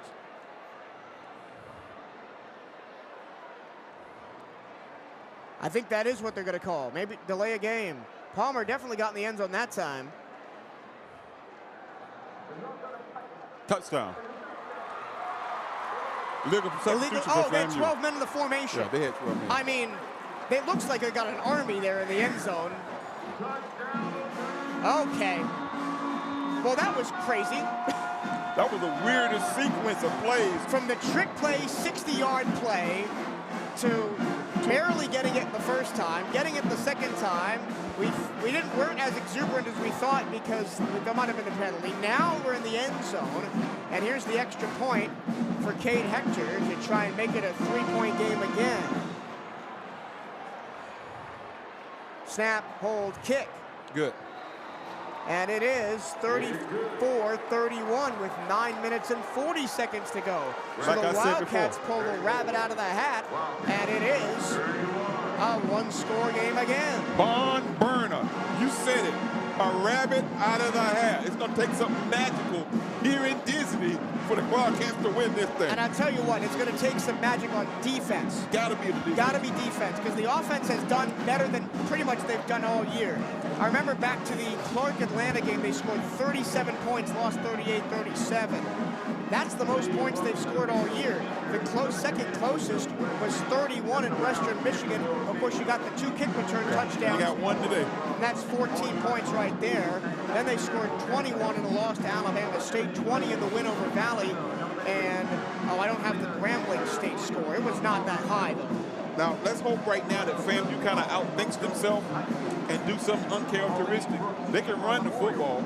Let's see what they come out with. If they're going to try to kill the clock. I think they got to kill the clock. I mean, they've been, we talk about Palmer being unbelievable. Franklin, 20 for 184 and 3 touchdowns. Wow. That's 9.2 yards per carry, obviously helped by that 70-yard run. What Palmer's at now? Palmer, 30 for 158, 5.2 yards a carry and 2 touchdowns.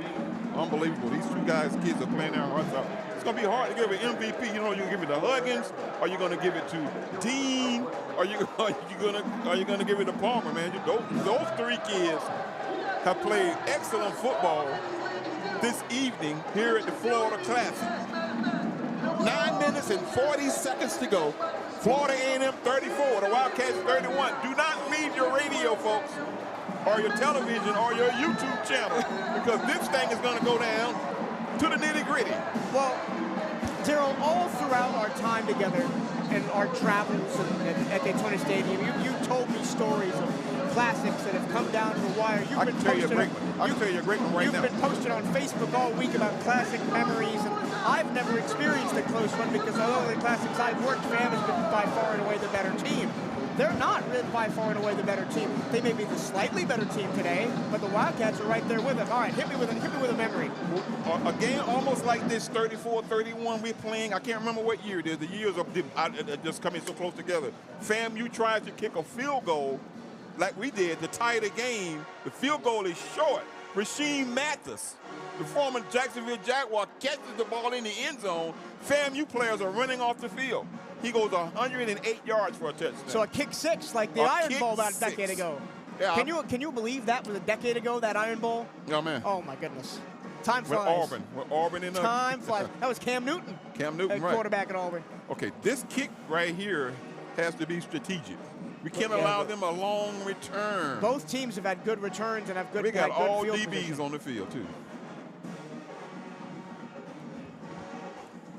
I see Sean Russ in there as a potential tackler. Amari Jones, who has played defensive end and tight end. He played everywhere. He scored He the first played touchdown. defensive back last year and got a pick six off a tip drill pass. At Memphis. At Memphis. Yep. He made the first touchdown in the Woody era. Yep. All right, here we go. Cade Hector set to kick this one off from the 35, left to right. Back deep for the Rattlers is Goldie Lawrence and Jamari Gassett. It's a good kick. Deep kick at the 6-yard line, taken by Lawrence. Right side, 20, 25, 30, 35, met and dropped near the 40-yard line. Good tackle by the Wildcats, but still decent field position for the Rattlers. I saw one of the up men for the Rattlers, number 31. Yeah. That's a Bostic. His dad played at Bethune-Cookman, is in the Hall of Fame, played for the Detroit Lions, Jonathan Bostic. His son is a defensive back. Jonathan Bostic, yep. Yeah. I know, I remember Jonathan Bostic. Babo Konate made the tackle for the Wildcats. It's 1st and 10 for the Rattlers. There's nobody on the slot from their own 39.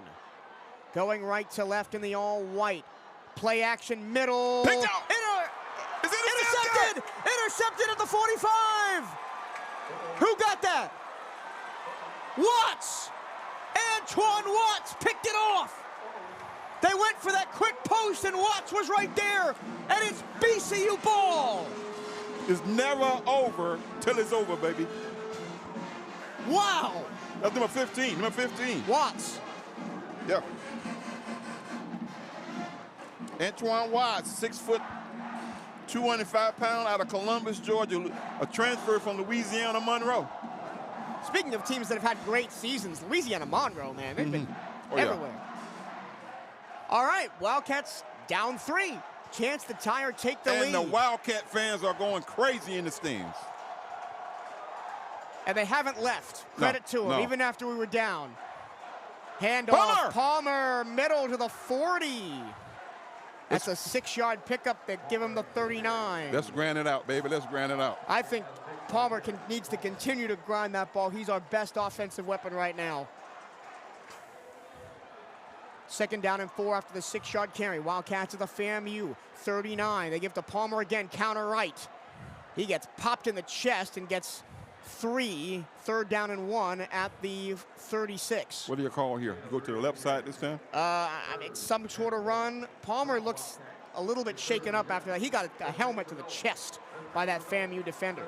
It's 4-down territory anyway. Yeah, 3rd and 1. They'll give it to him again. Crashing up the middle. Nope, that's close. He didn't get it. He got it. He got stopped. Close, close, close. He got stopped by DeCorian Wilson, the graduate student transfer from Jacksonville State. He was at FAMU last year, Wilson, had 39 tackles and 3 interceptions. Had an interception in the Celebration Bowl. 4th and inches now. Wildcats keep the offense on the field. No penalties. They hand the ball to Palmer again. He's ripped out of the backfield. That Nayron again. It is. Nayron Jenkins, he's been the best player on this FAMU defense tonight, and they ripped him down from behind. At some point, you got to try something else. And on 3rd and inches, they try to stretch instead of a dive. They tried to stretch it, and Jenkins just shot back there from behind. Oh, no, and the Wildcats had a great chance to tie or take the lead off the interception, and now their defense is right back on the field 3 plays later. Before the ball game, I meet the kid, we talk under the goalpost, we hug and we pray, and I pat him on the butt and say, hey, have a good game. And he's having the best game of his career against us. All right, FAMU back on the field. Goodness gracious. Offense back on the field, I should say. 8:10 to go, up 3, 34-31. Here we go again, Cats. Wildcats couldn't do anything with that interception. Clap and snap to Richardson. Handoff running right. And nowhere to go for the running back, Kelvin Dean. He'll get 1, 2nd down and 9. FAMU is known for trickery right this time of the game. You know, they'll lull you to sleep and to put the dagger in you, watch some trickery. They're taking their time running the clock. Yeah, they got to. Up 3. They got 3. No, 1 yard. 2nd and 9. at the 38-yard line is officially where they'll spot it. They're finna run the football. Oh, yeah, they're trying to take they'll win 34-31 and take a 7.5-minute drive. They'll take that. They'll run the ball again. Dancing in the backfield is Dean, and he got nothing. Corbett was in there. Stinnett was in there. Cannot let him pick up the first down right here, though. 3rd and 9 from the 39. Actually, they gave him 1, make it 3rd and 8. They're going to run the football. They're not passing it. They might take a long look at this and then call timeout here. Sparrow comes off late for the Cats. Caleb Blake replaces him. Watch the sweep. At nickel corner. Watch the trap play. 2 receivers to the left, single right ball, right hash. The bubble screen. 3rd and 9. Wildcats trying to get off the field. Snap to Richardson. Looks to throw. Throws the screen to the near side. It's caught by Gassett. He breaks the tackle and gets a first down at midfield. Open. He was wide open. Oh, my goodness. And Caleb Blake had a chance to stop him short of the sticks, and he's missed a couple tackles today, Blake. 1st and 10 for the Rattlers at the 49-yard line. 6:21 to go and counting. Rattlers still up 3. As I said, they'd take a 6-minute drive here and just win the game 34-31. They'll run the ball every play except if they have to. They'll run the ball again, and a 3-yard pickup by Franklin into BCU territory. That's a generous spot. They gave him 4 up to the 47 of Bethune-Cookman. 2nd down and 6.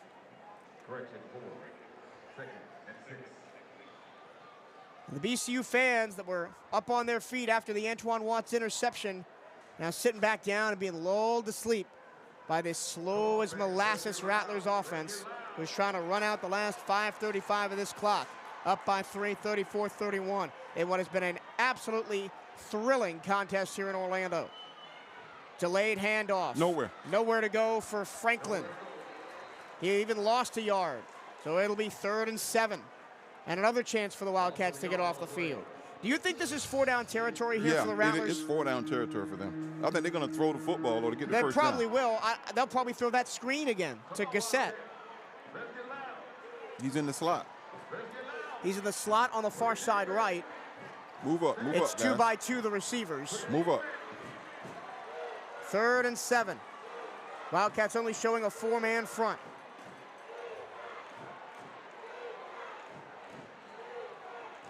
Here's the snap. Richardson to throw. Looks across the middle, caught at the 40, and a first down to the 39. Just that little post pattern. And the pass was caught by Quan Lee, who's had a terrific game. Lee, their leading receiver, 70 yards through the air. And another first down that's going to take another minute plus off the clock. 4:23 to go for the Wildcats. Wildcats have 2 timeouts plus the 2-minute warning remaining should they get the ball back. Still down by just 1 score. We had our chances in this game.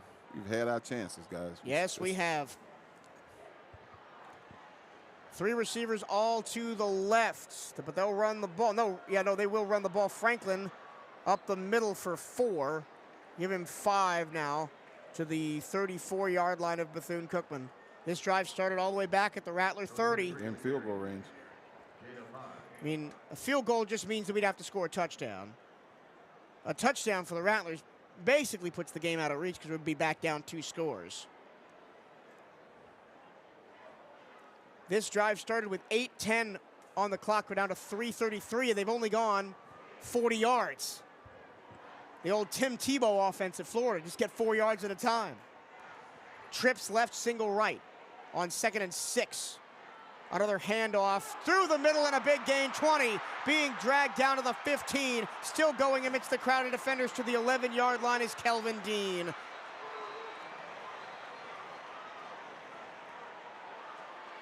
That might wrap it up.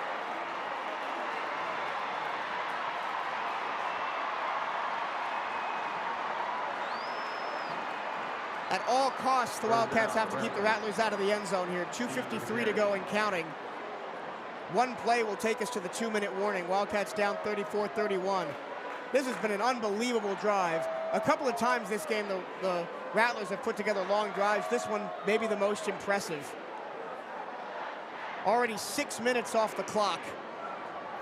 1st and 10 from the Wildcat 11. Dean off right tackle, cuts it back. He is in the end zone, touchdown. And that might be your ball game.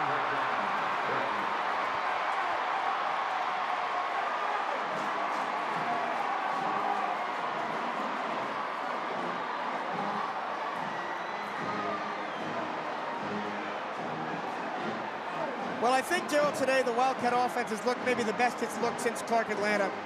But the defense just hasn't been able to stop anything, which has been the theme all year. You can't give up 33 points a game on 230 yards rushing and 220 yards passing and expect to be in many ball games. No, you can't. Extra point, up and good, 2:23 to go. Wildcats down 41-31, back down by 10. Wildcats 31, Rattlers 41.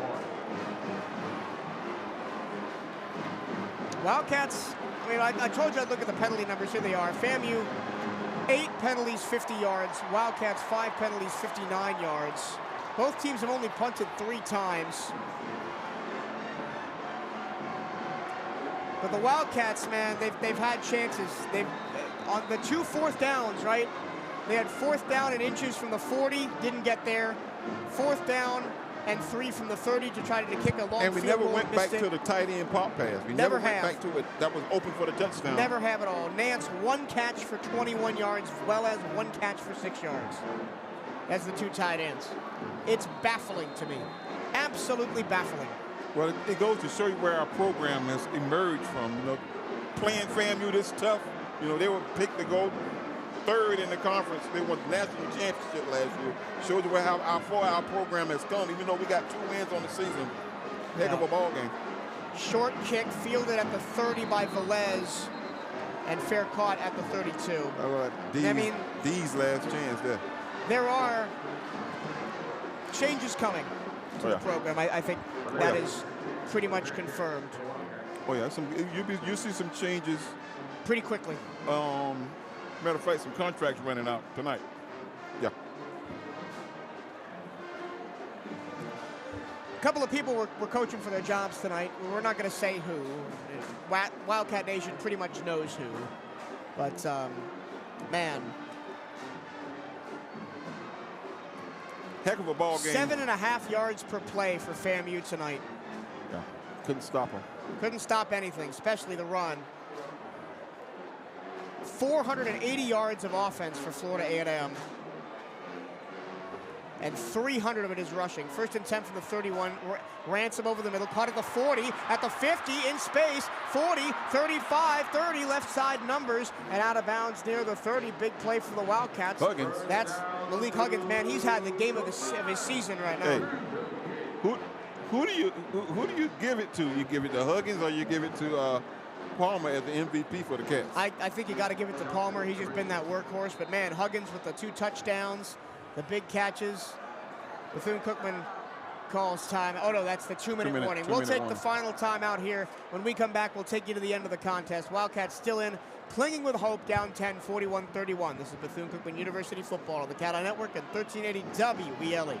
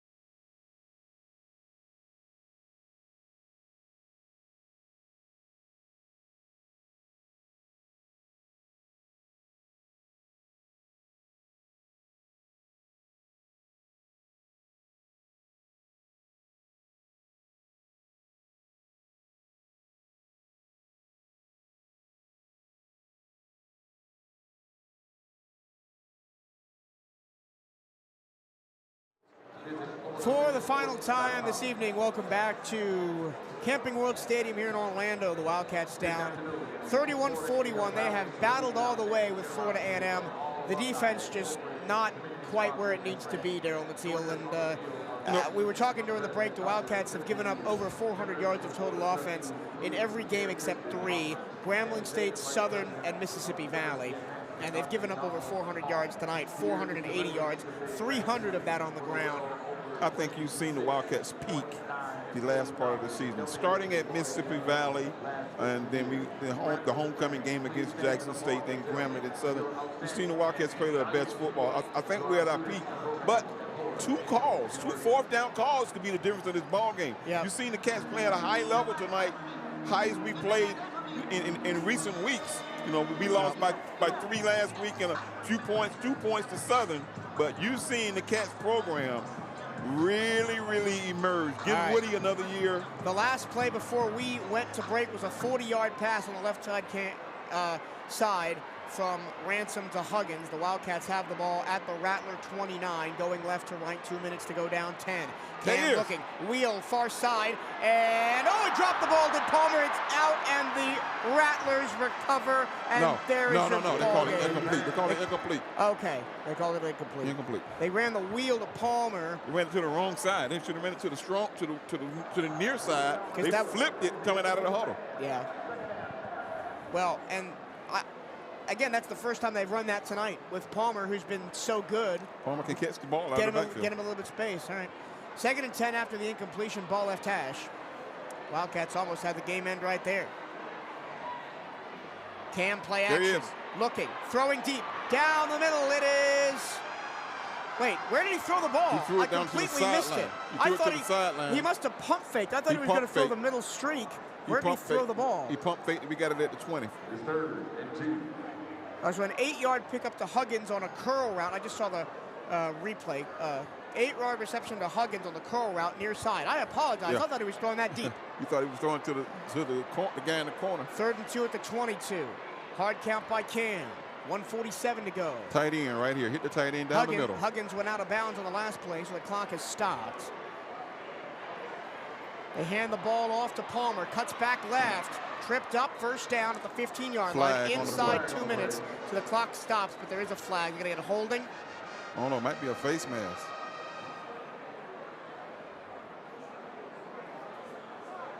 No, it's against us. Defense, illegal hands to the face. Oh, defense. That'll be half the distance to the goal. Yeah, they probably pulled his face mask. A minute 42 to go. I didn't see a hold. That doesn't mean that didn't happen. It didn't happen. A minute 42 to go. Cat still scratching. All right. We're still fighting and clawing. I'll tell you one thing about Coach Woody teams, man. They never give up. Doesn't matter what the score is. That's what the Southern coach told me when I met him at midfield. Like, you guys play hard. 1st and goal from the 6 for the Wildcats. Cam rolls left.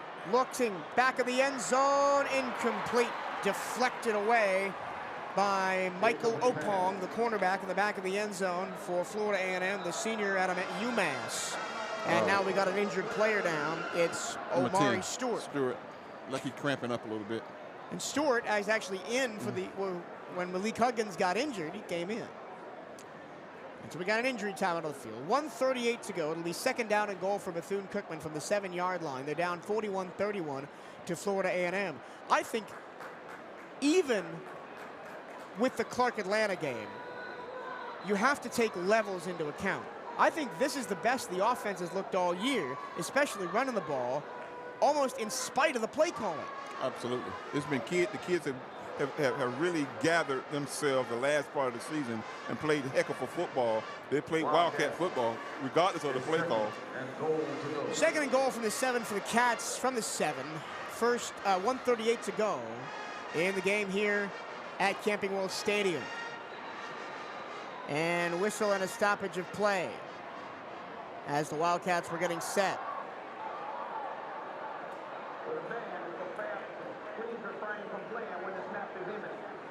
What? They were the band warning. For FAMU again? Yep, they were playing. We had that last week against Texas Southern. Warning, never ran out to anything. All right. 2nd and goal from the 7. Cam Hands Palmer up the middle. He's got a space. He's at the 2. He tried to bounce off a tackler and was met by Deco Wilson, who's had a really good game for the Rattlers. And it's 3rd down and goal from the 2. Wildcats set up fast. Hand Palmer, left-hand side, cuts it back. Touchdown. Dennis Palmer, man. What a game this young man has had. He's growing up huge tonight, man. This kid, a freshman from Jensen Beach, Florida, was injured early in the preseason. We didn't see him till mid-season. He's rushed over 500 yards. I mean, he came into the game with 528. Well, he's over 600 yards, almost 700 yards on the season. He's got 179 tonight and 3 touchdowns. Wow. Field goal, extra point attempt from Hector. Snap, hold, kick. Good. Good. He is good. And with 1:18 to go, it's back to being a 3-point game, 41-28. So now do you onside it here? Got to onside it and hopefully get the ball back and get another drive going with 1 minute and 18 seconds. If you had 3 timeouts, I might say kick it deep and try and get a stop. How many TOs? But they got 2 timeouts. We have 2 timeouts. So the way they've been running the football, I would have to go. I would have to go onside. Onside. Remember last year against Alabama State when we had the onside? No, it wasn't Alabama State. We had somebody. Somebody was at home. We went down. We're down late. We onside kicked it and almost got it back. I don't remember who that was. Can't remember the game. I mean, you were there with me. You have to remember the game. Hold on. I've drawn a blank, man. Yeah, me too. I'm trying to think back of everybody. Oh, it was Texas Southern. Texas Southern, we were down 34-31. In Daytona. In Daytona. All right, Wildcats are going to onside kick it. The ball's at the 35 on the left hash. Cade Hector is going to kick the ball towards our broadcast position. They've got a bunch of people in gold and black stacked up at the 30-yard line to try and recover it. Here's the onside kick. It's bouncing, it's rolling, it goes over the head of the up man, and whistle and a stoppage and play. I think the Wildcats are offsides. Oh, no, the band's still playing. I think that's what they're going to call. No, they're going to call it. The BCU band is still motoring right along. Not on a kickoff. They're not going to call it on the kickoff. Bam's going to get the ball. The ball went out of bounds. Both bands playing. Hey, we got to call it on both bands. That's well, what's interesting to me is that they blew the whistle before the ball went out of bounds. The ball definitely was heading out of bounds. They tried to kick it around the 50-yard line. It bounced over the head of the up man. And if that ball hangs there a little bit, the Wildcats might have had a shot at it, but I guess they called it out of bounds. They're going to do it again. No, they're going to do it again. I think they were stopping the play, and the play never happened. Oh, I'm not sure why. Because look where they're kicking from. Same place. Play never happened. So no flags, no play, redo. Now we can get it now. What are we doing? Get it now. I don't know what the call was there, but we're going to onside kick it again. We're going to set it up the exact same way. Kicking from the far hash is Hector. He's going to kick it towards us here in the booth.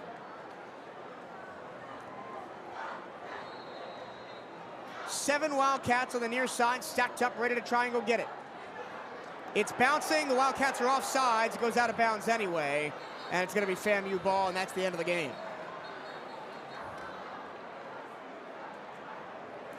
So that was a calamity of errors. The Wildcats were offsides. The ball bounced up over the up man again for the Rattlers, but the ball went out of play. The first onside was better. Yeah, that one there bounded right out of bounds. 1:18 to go. So 2 timeouts left. If the Wildcats get a 3 and out, they may have 15, 20 seconds. Yeah.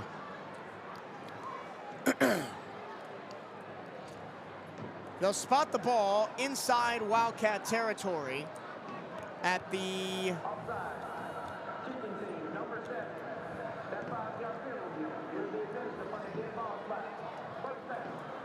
so they're going to move us back 5 yards for being offsides, and the ball will be spotted right at midfield, right on the tip of that Florida Classic logo. And they're going to take 1 second off the clock. 117. Now they got twin receivers out there now. So nobody's on the slot guy. Oh, they're not throwing the ball. Oh, no, let's FAMU, man. All right. Wildcats stack the box with 8. From the shotgun, they'll run it up the middle. Nothing doing, Timeout. just a 2-yard gain. Timeout, Bethune-Cookman. With 1:09 to go. No, the clock's running. still rolling. Well, because you only have 2 timeouts. You couldn't stop it anyway. So I guess you stop it again, then call timeout. Yeah. But they'll have maybe 20 seconds left when they snap this ball. 50 seconds, clock rolling. Wildcats decided not to call timeout there. They only have 2 left. They burned 1 on that 4th down play that they didn't get, that they decided to kick the field goal on earlier in the quarter. 35 seconds. Remember, we have no play clock here in the stadium. FAMU snaps the ball with 30 seconds. They'll run it up the middle and get 2 more. And now the Wildcats will call timeout with 25 seconds left. So you got to get 1 more stop, maybe And then you got another timeout. out, Right? and then they'll punt, and you'll be back at your own 10-yard line with 10 seconds left and no timeouts. I mean, we're in magical Christmas land here, Daryl, but sometimes you still got to believe.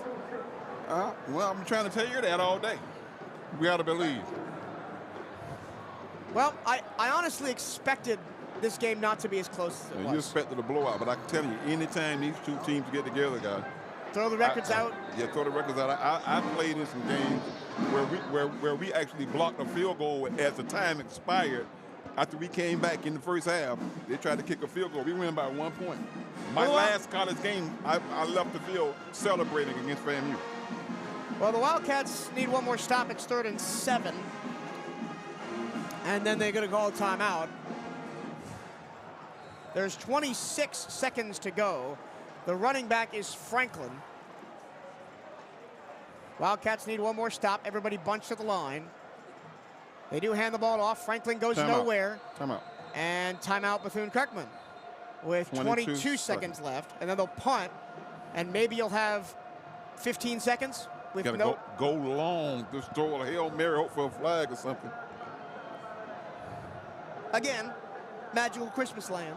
Well, we're in Disney. Why not? We are in Orlando. We had the Disney World little marching band thing at halftime with Mickey Mouse, the drum major, marching up and down. I never understood that. It's some promotion something, but I hope everybody who's listening on the radio enjoy the bands at halftime. And even Bethune-Cookman band formed FAMU.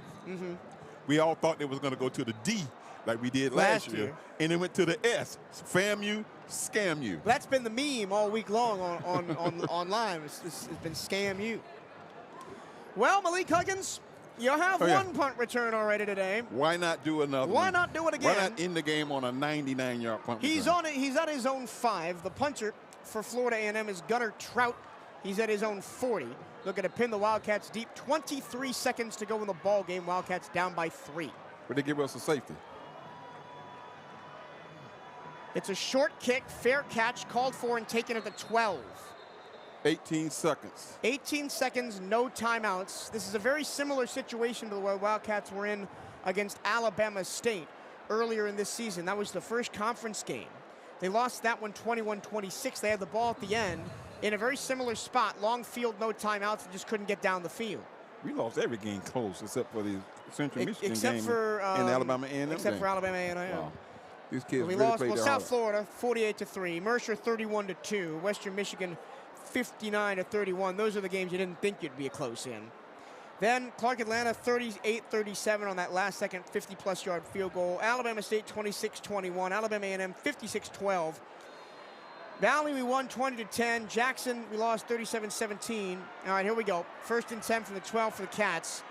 18 to go. Ransom loads up, throws middle of the field, complete at the 30-yard line. Down is Huggins. Clock stops at the 32-yard line. Wildcats rush up to the ball. 13 seconds left. They will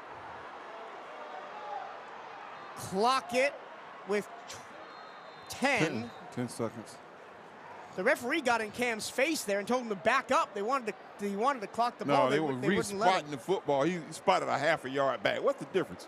Half a yard, man. At this point, 10 seconds left. The Wildcats are on their own. Let's go for 30. the Hail Mary miracle right here. Mother Mary. We call it for Miss Mary right now to throw this power.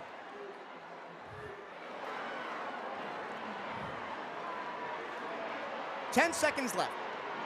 Wildcats at their own 30. Ransom going long, far sideline, caught getting out of bounds at the 45 with 6 is Huggins. First down. Wildcats. 6 seconds left, now you got to throw the big one. Fam got 1, 2, 3, 4. They got 2 guys back at the 30. The offensive line's got to hold here and give the receivers a chance to get down the field and keep Cam alive in the pocket long enough to throw the ball. The Wildcats are on their own 45, 6 seconds left, down by 3. In what has been a terrific college football game here on Saturday afternoon. Absolutely, it's been a great ball game. 6 seconds left. Wildcats will send everybody deep. Cam rolls left. He loads up, throws it down the field, and it is incomplete, and the ball game is over. Lorenzo Jenkins was out there. He was triple covered. He looks to the referee. He wants pass interference, but that's the end of the ball game. The Wildcats fall in a thriller, 41-38, and really, the name of the game is that the Wildcat defense couldn't stop anything. The Wildcats have scored the most points they have all season long, but the defense, again, gave up almost over 500 yards and 41 points. Great effort on the Cats' part. Great effort here in the Florida Classic. You know what this game means here in Florida. You know, Florida A&M is the big dog in the SWAC. They've had a mediocre season, but to play them this tough and to play the kind of football we played the last 6 weeks of the season, I think you lick your chops, you take your losses, and you go on the road next week, start recruiting, get in that portal, and take a couple of days off and get right back into it. We'll see you in the spring.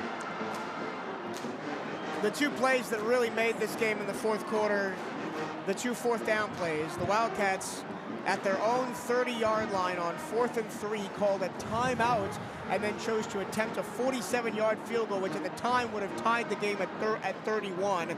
Cade Hector, who has missed 4 of his last 5 field goals, pushed it left.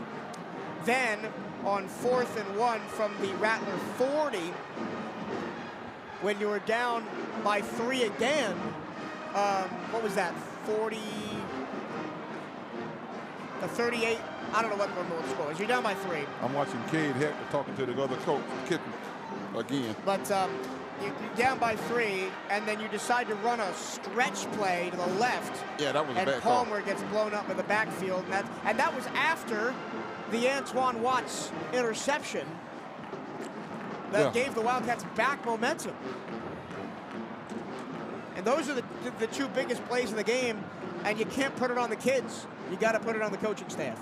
Well, the conversations people been having the last part of the season has been the play calls and the coaching staff and the maturity of the team and seeing them really begin to play well. But there are some spots where we can really improve, and one of them would be offense. Offense finally got a little chance to play when Cam came in.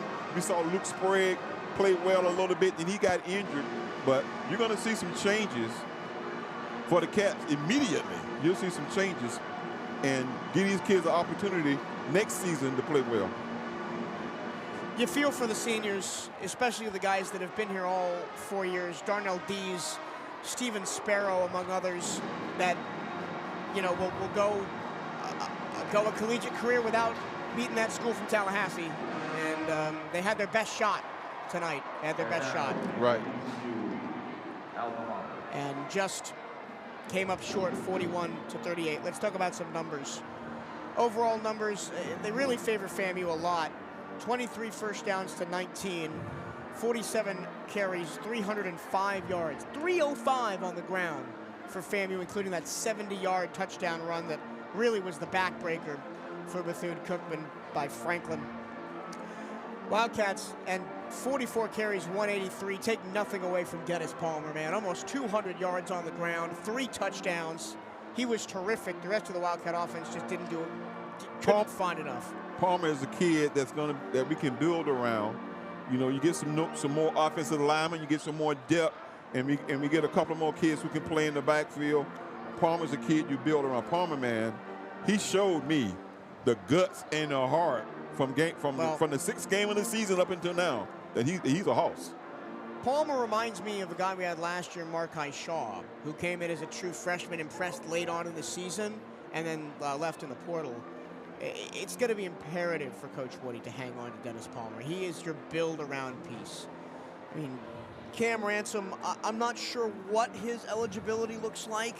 He is listed as a redshirt junior, so he probably has some eligibility left to come back if he wants. I mean, he's been really good ever since coming back in for Luke Sprague at the end of the season. He's been excellent. I'll have to look at the numbers afterwards to determine whether he got the best completion percentage for a BCU quarterback with over 100 pass attempts in a season. He was just shy of it coming into the game. Wildcats passing the ball. Ransom 12 of 23, 1 interception. 233 yards through the air for the Wildcats. Richardson 14 of 20 for 180 for the Rattlers. Neither team really threw the ball well in this game. Total yards, both teams ran the exact same number of plays. Wildcats 67 plays, 416 yards. Rattlers 67 plays, 485 yards. Rattlers 7.2 yards per play, Wildcats 6.2. I mean, it was an offensive contest. Offensive explosion. You know, the fans want to see high scoring and a great football game. That's what we saw this afternoon.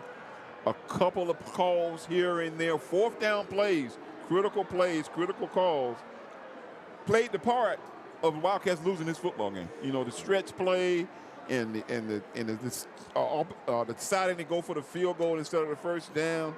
Those 2 calls right there, man, did us in. For the 4th straight year, the Florida Classic Trophy goes back to Tallahassee. The Rattlers win a thriller, 41-38 over the Wildcats. Getting you through some more stats. Both teams had 1 interception.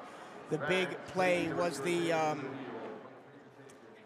for the Wildcats early on, the Malik Huggins punt return touchdown. Huggins had a great game too. Let's get to some individual numbers. First for Florida A&M on offense, Richardson 14 of 20, 180 yards, 1 touchdown, 1 pick, 2 sacks. Receiving, Quan Lee 4 catches, 79 yards. Lawrence 3 for 53. Gassett 3 for 29 and a touchdown. Nobody else had more than 1 catch. Rushing, again, that's where they killed us. Franklin 26 carries, 197 yards, 7.5 yards per carry, and 3 touchdowns, including the 70-yarder right after the Wildcats missed the field goal to put the Rattlers up 10. On defense for FAMU, 3 players with double-digit tackles. Horn had 12. I don't think we mentioned his name at all. Jenkins had 12, and Wilson had 11. Westmoreland had a sack for the Rattlers. Horn and Huggins had a pass breakup. Jenkins had the interception. So Jenkins, 12 tackles, a tackle for loss, and an interception. He had a great game. That's my kid, man. But you know, Nayron had an absolutely great game. You know, you got to give the Rattlers some credit. They came in, you know, reeling with 2 losses, back-to-back losses, losing their home streak. You know, trying to play for their coach, you know, to keep his job. Next week they got a game on Friday, so they're going to Tallahassee with a little momentum next week. For Bethune-Cookman, Cam Ransom, 11 for 21, 52.4% completion, 196 yards, and a touchdown. He took 1 sack. Darnell Dees completed 1 pass on the trick play for 37 yards to set up the Wildcat touchdown. That was a great play. Malik Huggins, man, he was excellent. 7 catches, 177 yards, a touchdown, and the punt return touchdown of 80 yards. It was officially 77, but it was 80. As the confetti goes off, as head coach Colsey and the FAMU seniors lift the Florida Classic trophy down on the field.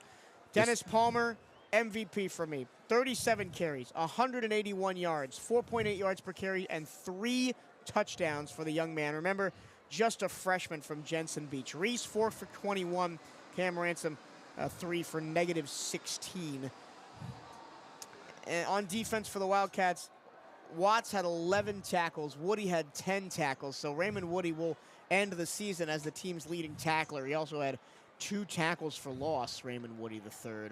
And he ends a stellar collegiate career. He's been all over the country, Florida State, Cal, now here at Bethune-Cookman. He's going to get an opportunity at the next level. He's going to play in. I know of 2 All-Star games that he'll be appearing in. HBCU All-Star game and another FCS All-Star game could be played in Daytona. Patu had another tackle for loss, as well as Earl Miller with 2, Hall with 1, Greaves and Brown also had 1. The front 7 for the Wildcats didn't have their best game tonight, and they really kind of needed it. We really needed the defense to step up, and I think the big offensive line from FAMU and the big running backs really did us in this afternoon, because the passing attack was null and void. Even though they completed a few passes, but it was the running game from the Rattlers. Orrin Patu had 1 sack. Earl Miller and Jeremy Greaves each had half a sack. Caleb Blake was credited with a pass breakup, as was Malik Stinnett. Antoine Watts had the interception for the Wildcats. The Wildcats finished 2-10. They don't meet the win total that they had last year, so a regression in year 2 under Coach Woody. So what do you do in the offseason? I mean, we know Coach Woody is sticking around. We know there's a lot of changes coming from the staff perspective. There's probably going to be 50-plus players new next year, just like there were this year, as thus is the age of the transfer portal. But, I mean, the same things that happen over and over and over again will continue to happen until they are addressed. And that's all really I can say. Well, I don't see the progression being worse than last year. I see us playing 6 decent football games at the end of the year. From Mississippi Valley to this week, we played a heck of a football, losing close games, playing better. Last year we won 3 games, but we weren't in a lot of games last year. Plus, we had a heavy part of our top schedule playing South Florida, Western Michigan, and Western Michigan, and we also played our Mercer team, who's ranked number 4 in the nation. So, top part of our schedule was very, very heavy, but I think that schedule paid off down the stretch, because we played good football for the last 6 weeks. You're going to see us lose 34 kids. Just know tomorrow Woody's on the trail. Matter of fact, tonight they're on the trail picking up new kids. You got kids in the portal. We had kids here on the sideline this afternoon. We just got to continue to build a program. You got to build the program, and season 3 next year. Over the last 2 years under Coach Woody, the Wildcats have lost 10 one-score games and won just 2 one-score games. That's what I'm saying. You can look at wins and losses by the number, but look at it how close those games were. There are play here and a play there, maturity here, or you got a bad call here, or a bot snap here, and a penalty here. Could have been a different season. Think about the Clark Atlanta game. Think about the Southern game, and think about last week. Those are 3 wins we could have had. We could have came in here with 5 wins. We could have been 5-5. Yep.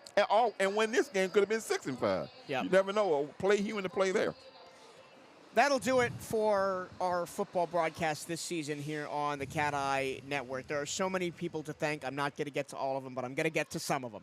On our sports media staff here at Bethune-Cookman, Bryce Hoynoski, Director of Athletic Communications, Brian Harvey, Associate Director of Athletic Communications, Gino, who heads the CatEye Network and leads all of our student talent, Eugene Robinson, Autumn Sanders, social media.